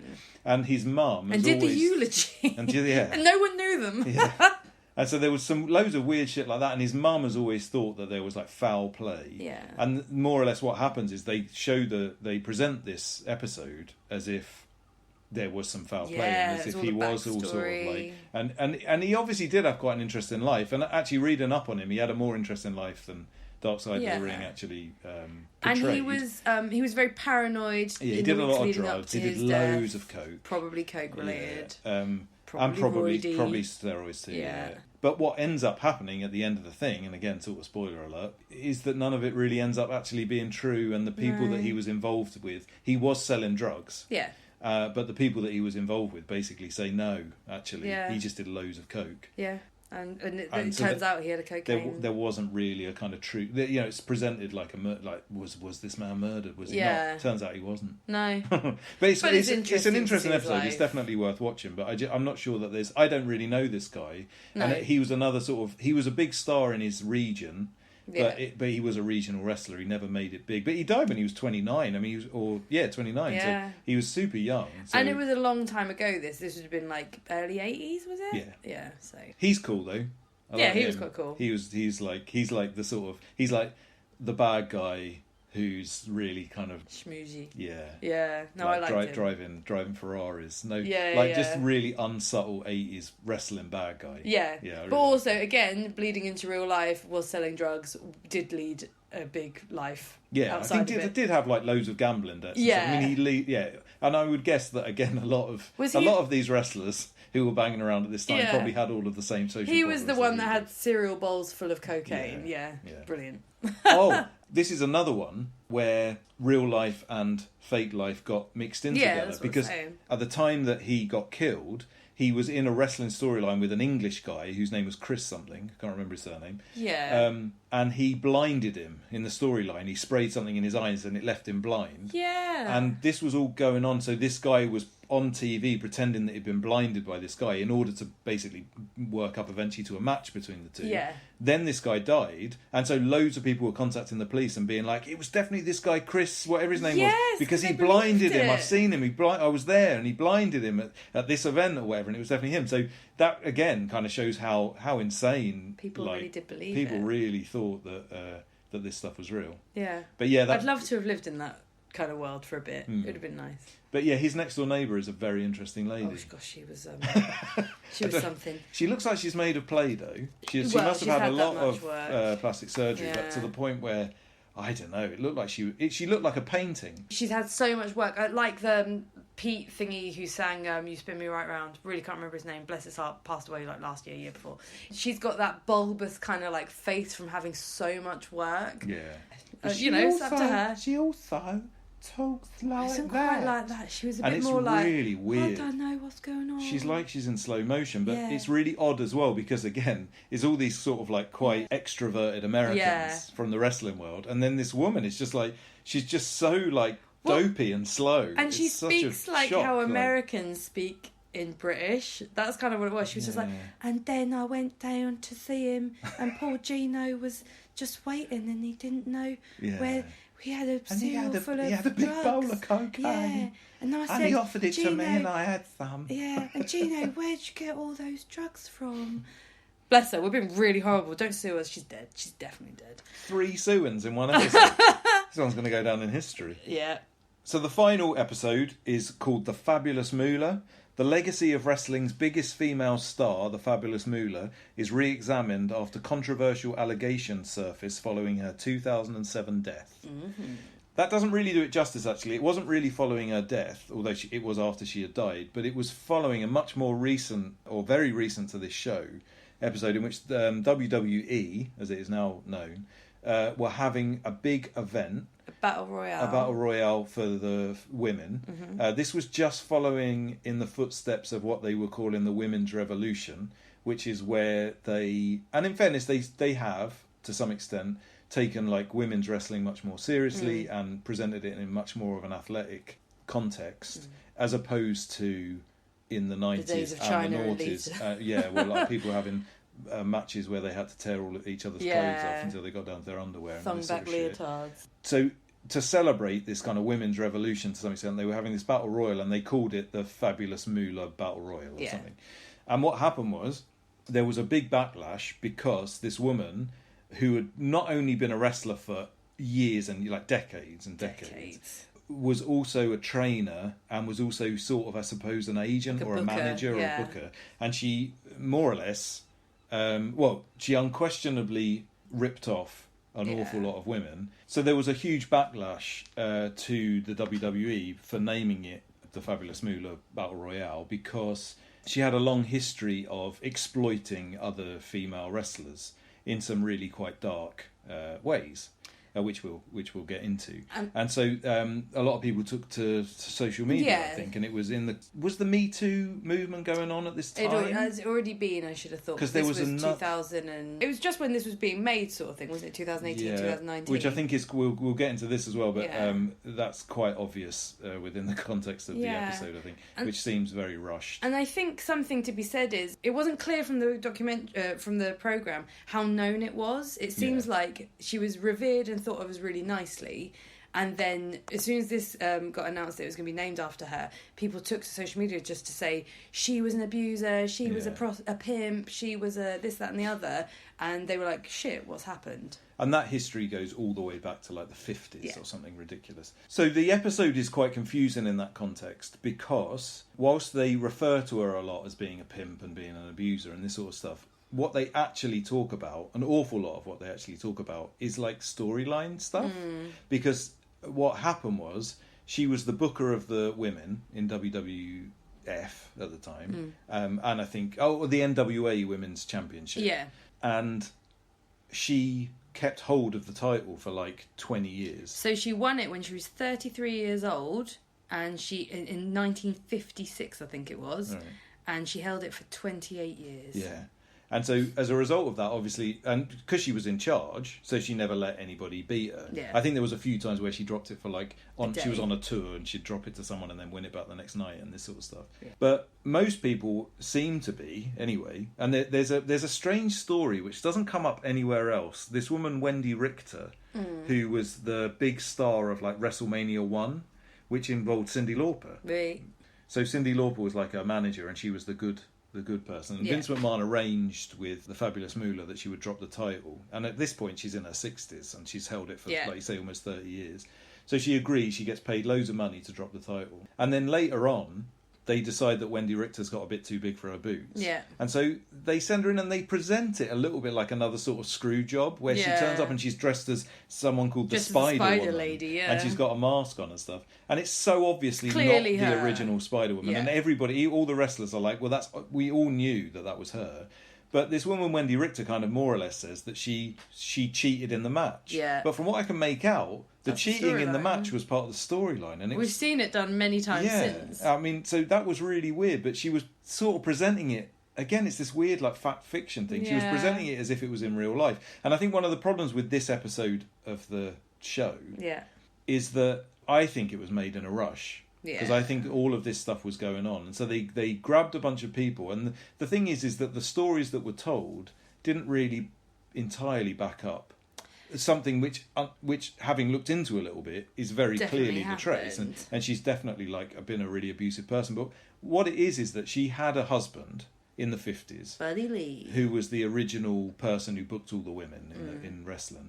He absolutely everybody, all of his wrestlers had to sleep with him. Yeah, if you wanted to be booked. Yeah, you had to. That's what you basically did. Yeah, and I think this happened to the Fabulous Moolah as well. Yeah. I think this is how their relationship started. So that's obviously some really dark shit. And the initial part of the program is all about Sweet Georgia Brown, who was one of the first African American. I think the first African American female wrestler in the United States.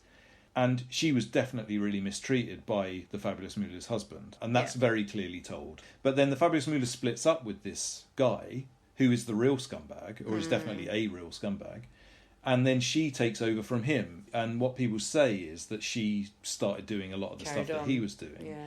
But then from that point onwards, most of them are just moaning about the fact that she kept the world title and they all wanted to be world champion. And it's like, what the fuck does that matter? Well, no, but it's still, I think it is two things. I think there is the background abuse and the background all of that stuff. I believe them when they said her holding that title for 28 years was just through bitterness, through not wanting young people. Like, but I think that's still an equal part of the story. But I still think it's within the context of a storyline. Like, that doesn't make someone an abusive person. No.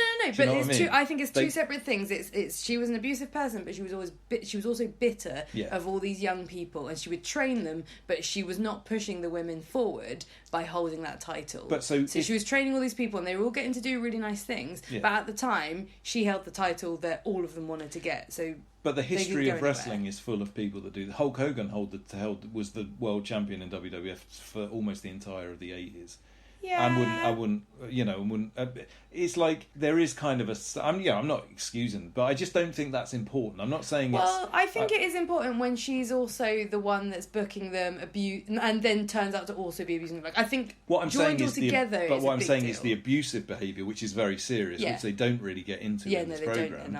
Is the important bit. Yeah. The fact that she held a title for 30 years because she was the booker is kind of like, I suppose that's a bit shit. Yeah. And like, yes, I would critique that as a wrestling fan or whatever. But it's not really that's not somebody being abused because they weren't allowed to be the world champion. No, of course not. I see it as two separate things, but I think it shows her for who she was, a bitter woman who took a lot of credit for training all these women but held them back. Yeah. And then on the side made them sleep with people for money to pay her the rent. I suppose I just think that's what most wrestlers are bitter and they want to be the world champion. Do you know what I mean? Most people put in that situation will probably do the same thing. But the other thing that I think is presented in quite an unusual way is that one of the things that the Fabulous Moolah did was that she set up like a ranch out in the middle of nowhere where she trained all the girls to wrestle.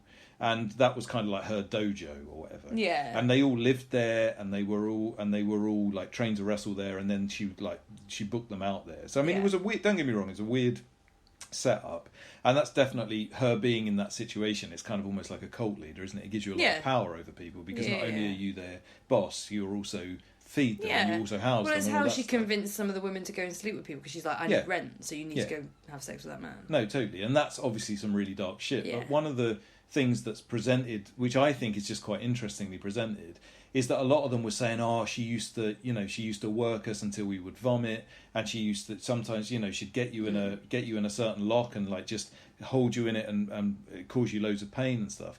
But on the previous episode, on the Bret Hart episode, where they talk about Bret Hart's dad, he did exactly the same thing to male wrestlers. Yeah. And the only reason I bring this up isn't that either one is all right. I'm not making excuses, but it's just interesting that on the program that's presented as this like almost heroic, like, isn't it amazing that like Bret Hart got through this? Or maybe not so much in this program, but generally speaking, people talk about the dungeon, which is what the Hart family thing is. They talk about it in this really like amazing, like God, if you get through the dungeon, you're really tough and you're really ready to be a wrestler. Whereas this, which is almost exactly the same thing, is like, she was so abusive to us. I'm not saying that she wasn't abusive to them. I'm saying, wasn't Stu Hart abusive to his? True. Why is that presented in such a heroic, amazing way? Yeah, I mean, I just think it's interesting.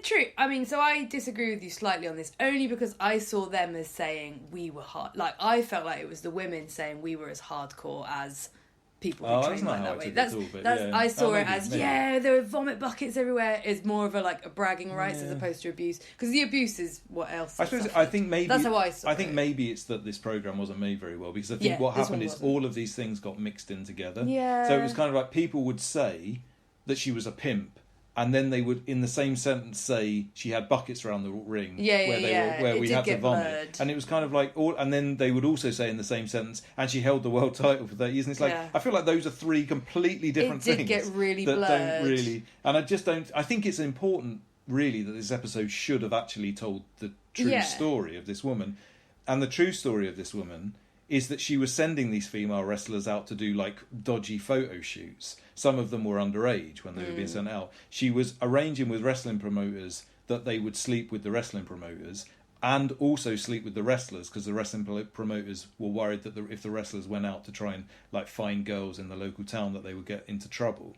And she wasn't telling the wrestlers this at all. So she was sending these girls off to go on tours, arranging with the promoters that they would wrestle, but they would also sleep with all of these people, and getting paid for that. Yeah. And she was getting paid. She was getting paid for that. She was also taking a lot of their money. Yeah.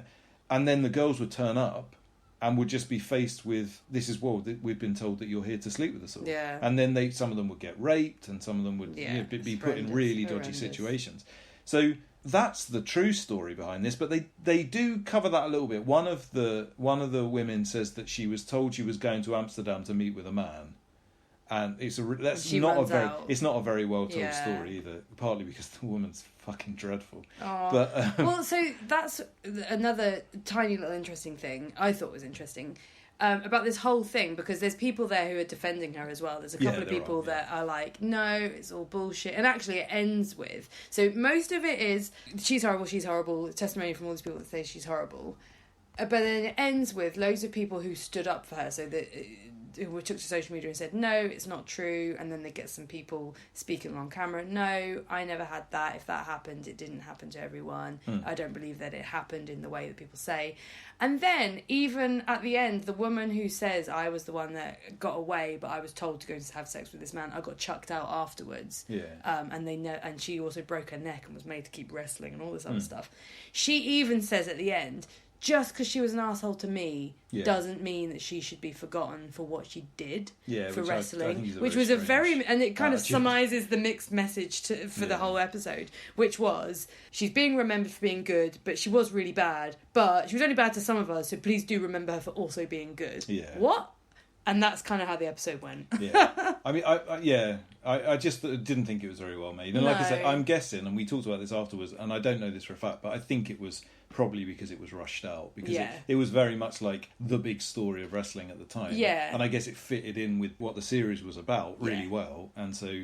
It could have been good if they'd have waited till the second season, but I guess they may not have known they were having it. Who knows? Yeah, no. Well, I mean, I do think that this was probably made as a one-off. I mean, there was definitely no guarantees, and it just happened to be really popular, I think, and so as a result, it has gone on. I think it's Vice's biggest watched program. Really, it's really good. I know Vice is like hit and miss at best, but this one is really good. Yeah, I think really well made. Apart from this episode, but it's still a good it's still a good, interesting episode to watch. It's just a shame that it doesn't tell the full story. I think all of these stories are really, when you go back and just look at the Fabulous Moolah in the 50s and the type of, I mean, they don't go into it that much, but just seeing some of that footage and sort of seeing people talk about those times and them just being so fucking crazy. And like I say, back then they were like they'd run away with the circus. Yeah, they were those sorts of people. It's like carny stuff, yeah, right? Exactly. So it's really cool. So I think that's it really for all the episodes. I mean, I would definitely recommend watching it. I would recommend the future series as well, although I definitely think that this first one is by far the best. I really enjoy the second season, probably the most because it's got the most hardcore stories in it. But that being said, I remembered this one not as well as when we watched it. I don't remember it as well as it was. Yeah. And now I've watched it again. Oh, the first two episodes are absolutely amazing. Yeah. So it's definitely worth watching, even if you don't care about wrestling that much, and if you do even have a fleeting interest in wrestling, then it's definitely worth a watch. I think it might just be worth very quickly saying that this was made on the heels of another Vice TV show, which Damon Abrahams, is that his name, the guy from Fucked Up? He made a show that was just called The Wrestlers. And he went around in modern times and he did one episode on like lucha libre Mexican wrestling. He did one on like hardcore death matches. He did one on like tribal African wrestling. Wow. and that's a really good show as well. It, like I say, it was made just before this, and I think maybe that was successful, and that's what that's what this came out of, really. So I'd recommend both of those things. Yeah, I mean, there's tons of good wrestling documentaries. They're all interesting if you don't care about wrestling. Maybe we'll do a future show about wrestling documentaries. I want to talk about Joey Janela all day. But for now, I think we should move on to a song. Yes, we should. So this song is from a band called Negative Measures, and the song is called Beneath the Ground. They're a band from Brighton, and this song was released online via Bandcamp in 2020. They've just been announced recently for Washed Out Fest 3.5. It's not a proper Washed Out Fest. I think it's kind of like a lockdown. Yeah, because they were meant to have one event. September last year, which was very kind of on-off, and they had to cancel it last second, as did everything. So yeah, that's on 29th of August this year at the Hope and Ruin, which is a banging place as well. So yeah, Negative Measures with Beneath the Ground.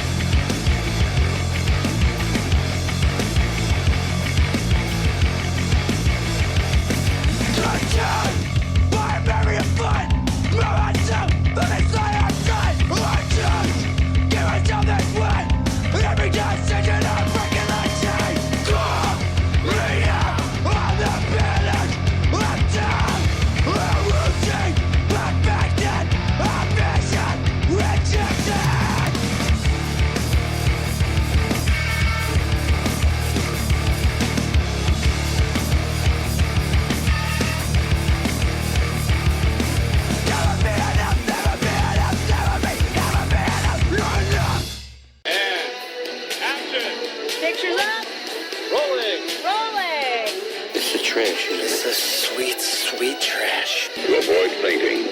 Keep repeating. I love what I see. Leave the auditorium. It's only a movie. Only a movie. This week's trashy movie is Dickshark from 2016. You specifically asked me for a peanut and butter sandwich. I didn't say peanut and butter. I said peanut butter. I used methane to make it more effervescent. I don't mean to make a null statement like the stupid American expression, it is what it is. Might as well say the sky is the sky. I'm not cuckoo for dick sharks. You hit the nail on the hammerhead. Isn't it weird how spiders have 8 legs but only 1 vagina? Speaking of milk, have you been suckling the teat of another woman? Why are you accusing me of cheating on you? You know, instead of applying toxic sunscreen, I let the leaves of the trees act as a diffusion filter. Our pee-pees shouldn't be called private parts because they're the only parts of our bodies that are meant to be used by other people. Got that? Dick? A decaying shark is toxic to other sharks. That's a principle on which my shark repellent relies.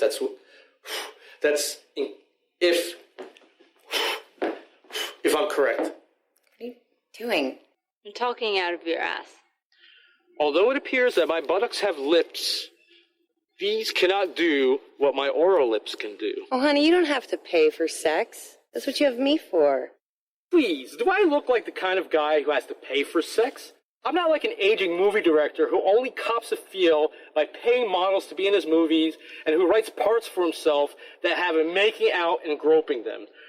All I see is a little, tiny dick. A romantic couple get more than they expected after the husband's experiments with penis enlargement cream go awry.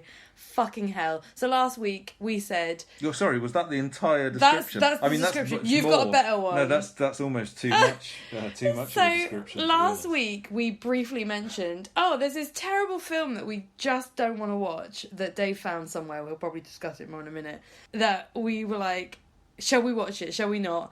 If anyone says we should watch it, we will watch it. And you fuck encouraged you. No, it was quite your a few of you. I said that off the cuff, and then you encouraged it later on in the episode. And then we felt we had to watch it. And so it's some hours of my life I'm never getting back. We had a couple of people say that we should review Dickshark, and you know who you are.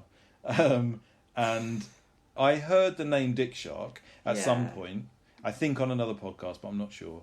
And so I looked it up because I thought, Dickshark, that might work for us. I looked it up. I saw that the director's name was Bill Zebub, and I thought, that sounds all right. Then I read a couple of reviews on it, all of which said things like, this is disgusting, insulting, most of it's in slow motion. Yeah. I saw that it was 2.5 hours long, and I thought, nah. And then for some reason last week I brought it up. Because, I know why I brought it up, is because for the last 2 episodes we've done films that we absolutely love. So we've just been like, this film's so brilliant. And then that's it. So I thought we deserve a bad one. But this was abuse. This was trauma. I didn't know that it was going to be this bad. I mean, this I looked into it as little as I is possibly not the could. word. It's not a film. So, first of all... Please don't watch this film. Was this pornography? Yes. I mean... So the film starts. The film, keeping in mind, Siobhan knows nothing about this film whatsoever. So keep that in mind.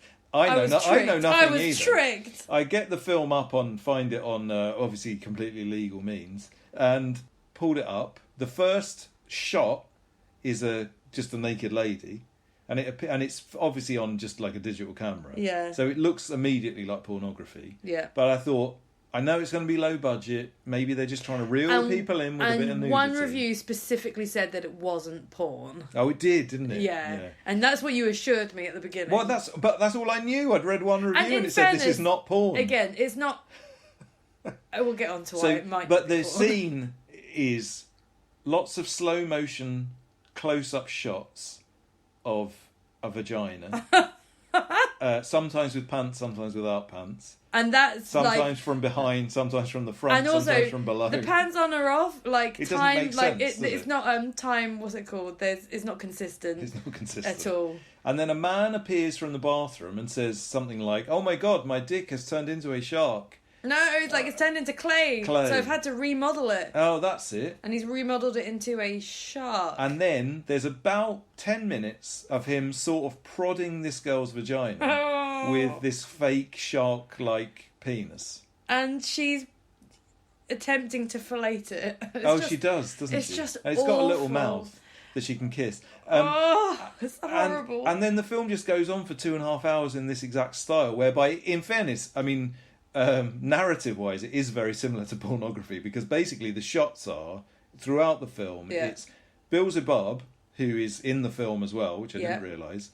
We'll describe him in a minute. Mm-hmm. And he talks to somebody who's in her pants. Oh yeah, he does once talk to his mate. There is another man in it who's sometimes on the phone and stuff. And there's a really terrible conversation where I think he thinks that he's written a funny, quite clever script. Yeah. But it is barely English. It's not words. And if it was, they don't remember them. They talk for a bit. So you will have heard on the trailer just before some excerpts of this. So if you can just imagine that trailer for 2.5 hours, but interspersed with lots of vaginas. Long, slow motion, completely unerotic. Like...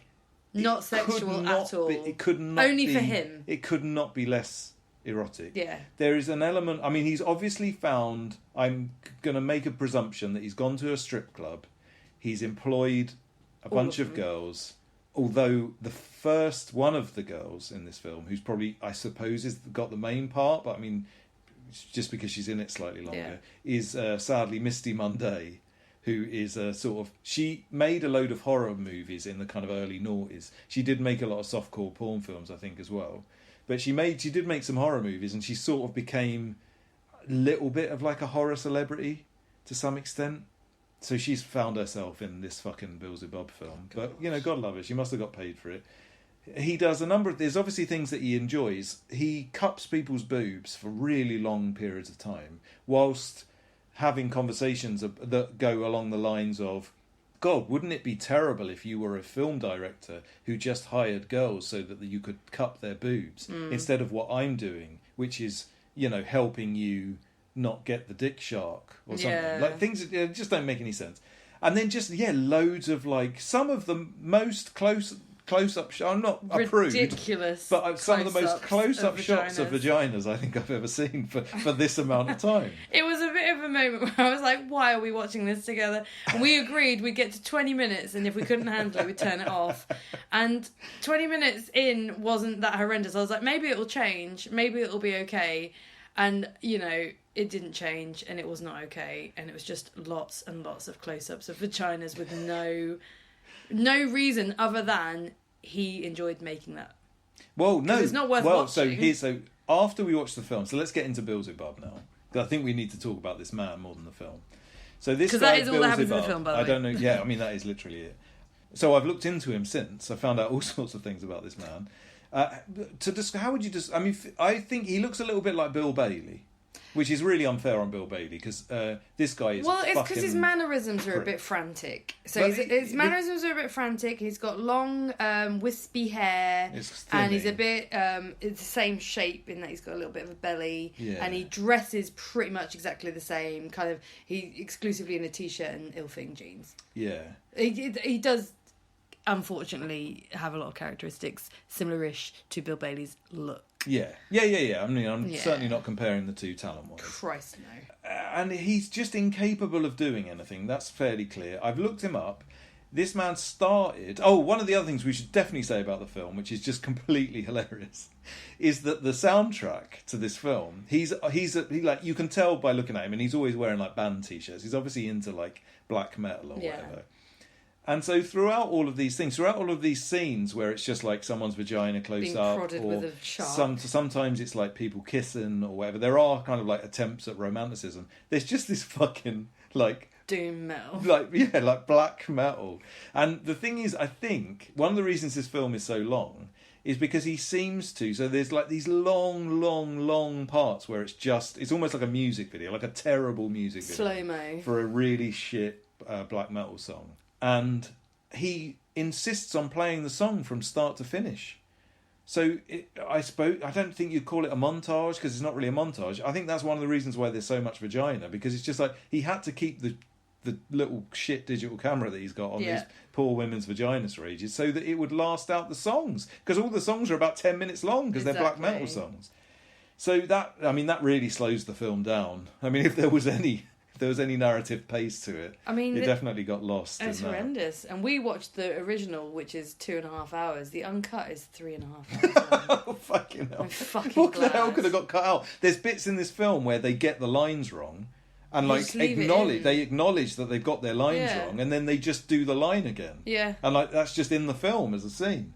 So this guy started off. He's got like a background in sort of heavy metal. He started off writing a magazine of some description, which is like a heavy metal magazine, but a humorous one, where he writes all of his parts in oldie English. Oh, he's such an arse. Which a lot of the script kind of is as well. He tries to be. And he moved into films because he always wanted to be in films. He does accept that he's got some limitations in his filmmaking process. Some? But I tell you what, this man, he's such a prick. He's written a memoir. He's written a book of poetry, of which I might read you some. This is a short one. This one's called Speak. I never told of the feeling I had.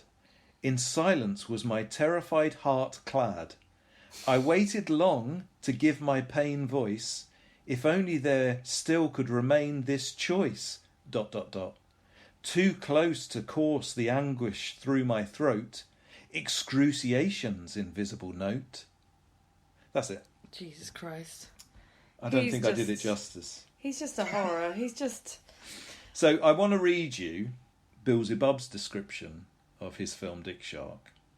And keeping in mind this man's written 3 books, in fact, this man's written, and a magazine for quite a long time. He is incapable of stringing a sentence together, which is obvious from his script. Yeah, but and you obvious kind of from his figure it might be. notes at the end of the film, which were all misspelt and awful.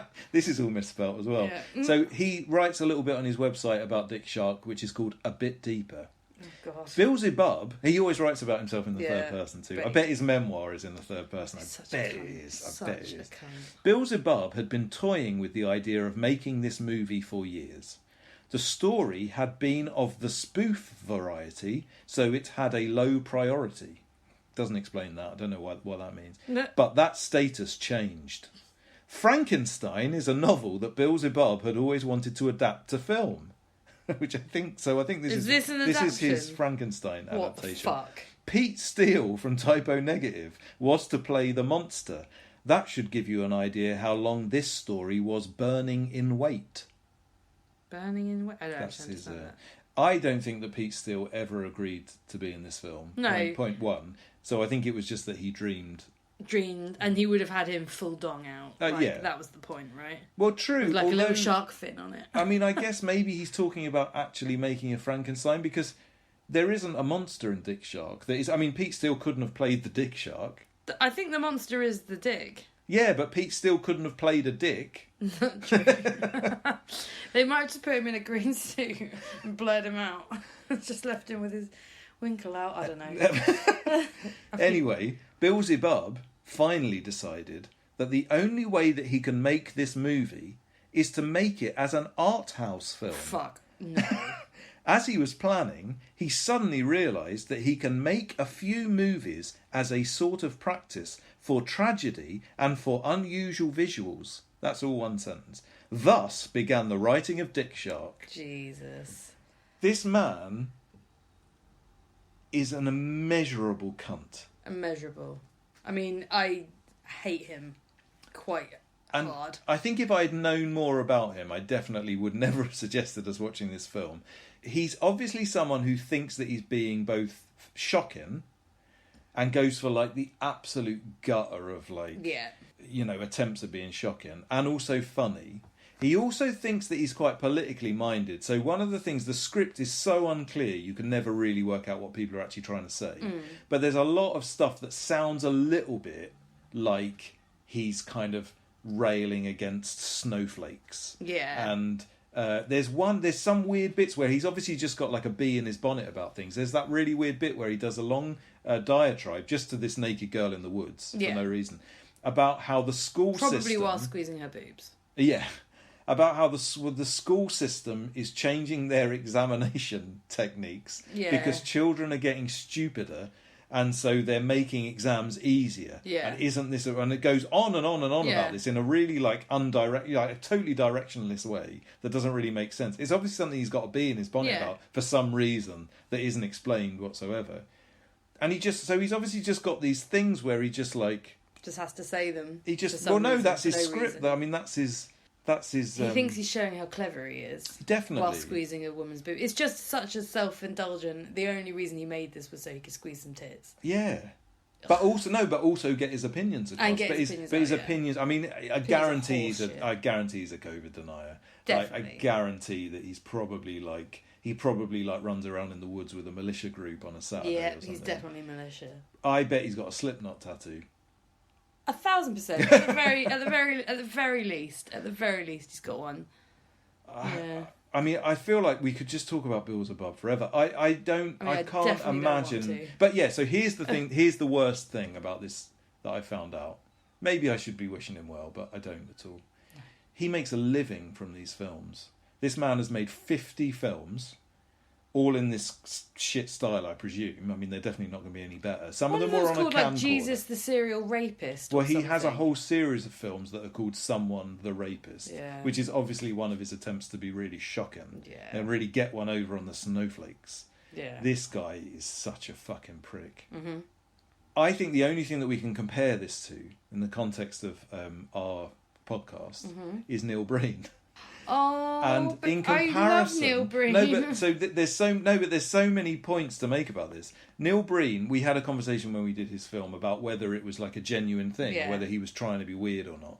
I think this is someone trying to be weird. Yeah. This is someone trying to make a bad movie on purpose because he thinks it's clever. It's a really bad attempt at making a bad movie, whereas Neil Breen's is just a bad movie. Do you know what I mean? Yeah. Like Neil Breen is genuinely trying to make a film, and isn't very good at it. And but it hasn't let him stop him. Has some charm. Yeah. He's probably also got some dodgy political motives, but he's not like writing a film called fucking Jesus Christ the Rapist. No. This guy is desperately trying to make funny films out of being terrible at making films. And in comparison to Neil Breen, this guy has zero of the charm or the charisma or the skills, and it makes me think Neil Breen was fucking brilliant. Yeah, Neil Breen's amazing, and this guy is an absolute scumbag. I hate him. I hate him. So with that in mind, give Dickshark a score. Oh gosh, 0, absolute 0, minus to the depth. No one should watch this. Honestly, it is essentially just a weird porn film. You shouldn't watch it anyway. But it's a porn film without any of the good bits of porn as well. Do you know what I mean? There's no sex in it. Well, but it's not even. Like, again, it's so unerotic. Yeah. Like, there's loads of nudity, but it's presented in such a weird way. Yeah, it's just one man having a really nice time squeezing some boobs and filming some vaginas really close up. I read an interview with him where he says that he's very careful about people feeling comfortable on his set. Ugh. And that a few times in the past when he's needed to have a sex scene with one of these women, because obviously he wrote it and wanted to touch their boobs. Yeah, exactly. And he's had real emotions for them. He's removed that sex scene immediately because he doesn't want to overstep the mark. He still had the sex scene. And he's got to remain professional. He's such a cunt. I absolutely hate him. I felt some severe hatred towards this man. Christ, no, the worst man ever. Do you not want to? It's the worst film. It's the worst film I've ever seen in my life. Again, film is so giving it credit. It's not just the worst film. It's the most. I hate it. I hate with a passion. Yeah. Like, I can't even put into words how much I hate this man and this film. And I'm not in a snowflakey, I'm so offended by it way. I'm not offended by it at all. He's a grotesque human being that someone is enabling. Yeah, I don't even mind the sort of ineptitude of the filmmaking. No, that's fine. That's fine. It was probably a better made film than some. Yeah. But someone is encouraging a disgraceful human being in this world, and I felt awful for watching it for that very reason. Oh well, that's the other thing. This motherfucker makes his money the way he makes his films. So they've all got like ridiculously low budgets. He makes them all on not Patreon. He makes them all on crowdfunding. Yeah. And for Dickshark, he wanted to make a really good Dickshark. And so, which isn't very good, by the way. I mean, this is like not a good model. I mean, at one point, it's just a fish. yeah, like a toy fish. Yeah. But he got crowdfunding for $2,000 to make the fucking fish. Jesus Christ! Just people giving him money so he can go squeeze some strippers' boobs. Because most of his films, he says, like he describes one of his films in this interview. He says he made a film on the back of one of his other ones because he felt really passionate about it and he had to do it. And he said it had £2,000 worth of nudity in it. That was his description. But he got that £2,000 worth of nudity by asking the girls in his other film that he was making, do you mind just doing 20 minutes of me squeezing your boobs in like a different background, and then I'll put it in the other film. So awful. That's absolutely insane. Horrible. So yeah, heavy 0 on the Beelzebub. Heavy 0. And I'm never going to ask you motherfuckers in Breakfast they wouldn't have known land if you hadn't presented whether we should watch a film or not. And next time we're going to watch something really nice like a Disney film. I'll hold you to that. I will actually hold you to that. You've not watched The Lion King yet, so sort your life out. It's got Elton John in it. I don't want to. It's not in it. So I think that is more than enough of this motherfucking Beelzebub, and we need some good music to get past this. So we've got some really fucking great music now. This is an old song. It's from 1999. It's by a band called Month of Birthdays, who were from Bradford, and they were on an awesome label that used to be around called Subjugation, who were based in Leeds. And Subjugation used to release more of the sort of like late 90s kind of noisy emo stuff. They put out like Spy vs. Spy and Bob Tilton and a tribute 7-inch and loads of really fucking great stuff. I'm quite surprised I haven't played anything off this label already. But I'm going to play this by Month of Birthdays. It's from their second album, which is called Lost in Translation, but both albums are absolutely brilliant. It's got a kind of like math rocky kind of feel to it. It's very 90s, but it's fucking great. It's called Of Chickens. So this is A Month of Birthdays.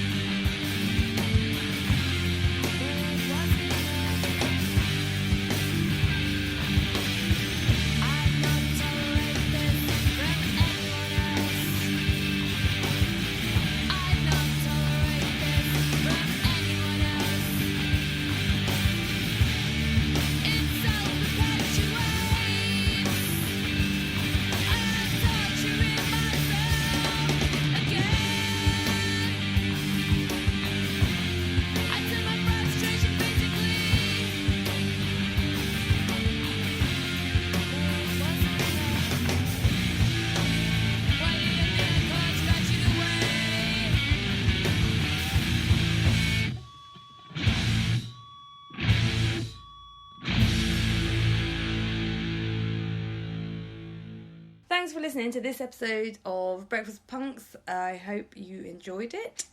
Please don't watch Dickshark. Please do watch Dark Side of the Ring, because that's way good. Not just Dickshark. Don't watch any Bills of Oh, Dark yeah, no, don't. Yeah. He's the worst. But Dark Side of the Ring, do watch that. Listen to all the bands. Go check them out, because they're all amazing. And and if you've got any feedback for us, as always, you can message us on Instagram at Breakfast Punx Podcast, or you can email shamsittyroasters@gmail.com. Please suggest us, get in contact with us and tell us a nice film that's going to make us feel less sturdy Lion than King. watching a mock porno. Actually, no, don't, because you'll probably come in with some other Beelzebub character. Exactly. No, I'm game for... I haven't seen Aristocats in a long time, so we're not watching watch that. We're not watching it. But yeah, that's probably everything from us this week. Yes, thank you so much for listening. And as ever, if you could share us around, that would be very much appreciated. Put us on your social medias or whatever. I don't know what people do.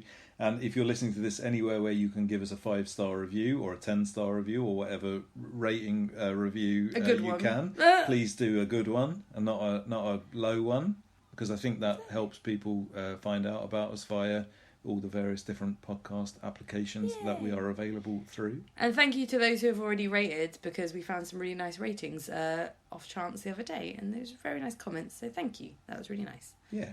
So we're going to finish off with a song. This is from classic Welsh anarcho-punk band Icons of Filth. They've reformed quite recently, and they're putting out a 10-inch called Plight via Grow Your Own Records. As I said earlier, Grow Your Own Records are absolutely fucking amazing, and you should definitely support that record label. And this is off that 10-inch. The song is called People Are Real, and this is Icons of Filth, and we will see you in 2 weeks' time. Yay, whoop whoop!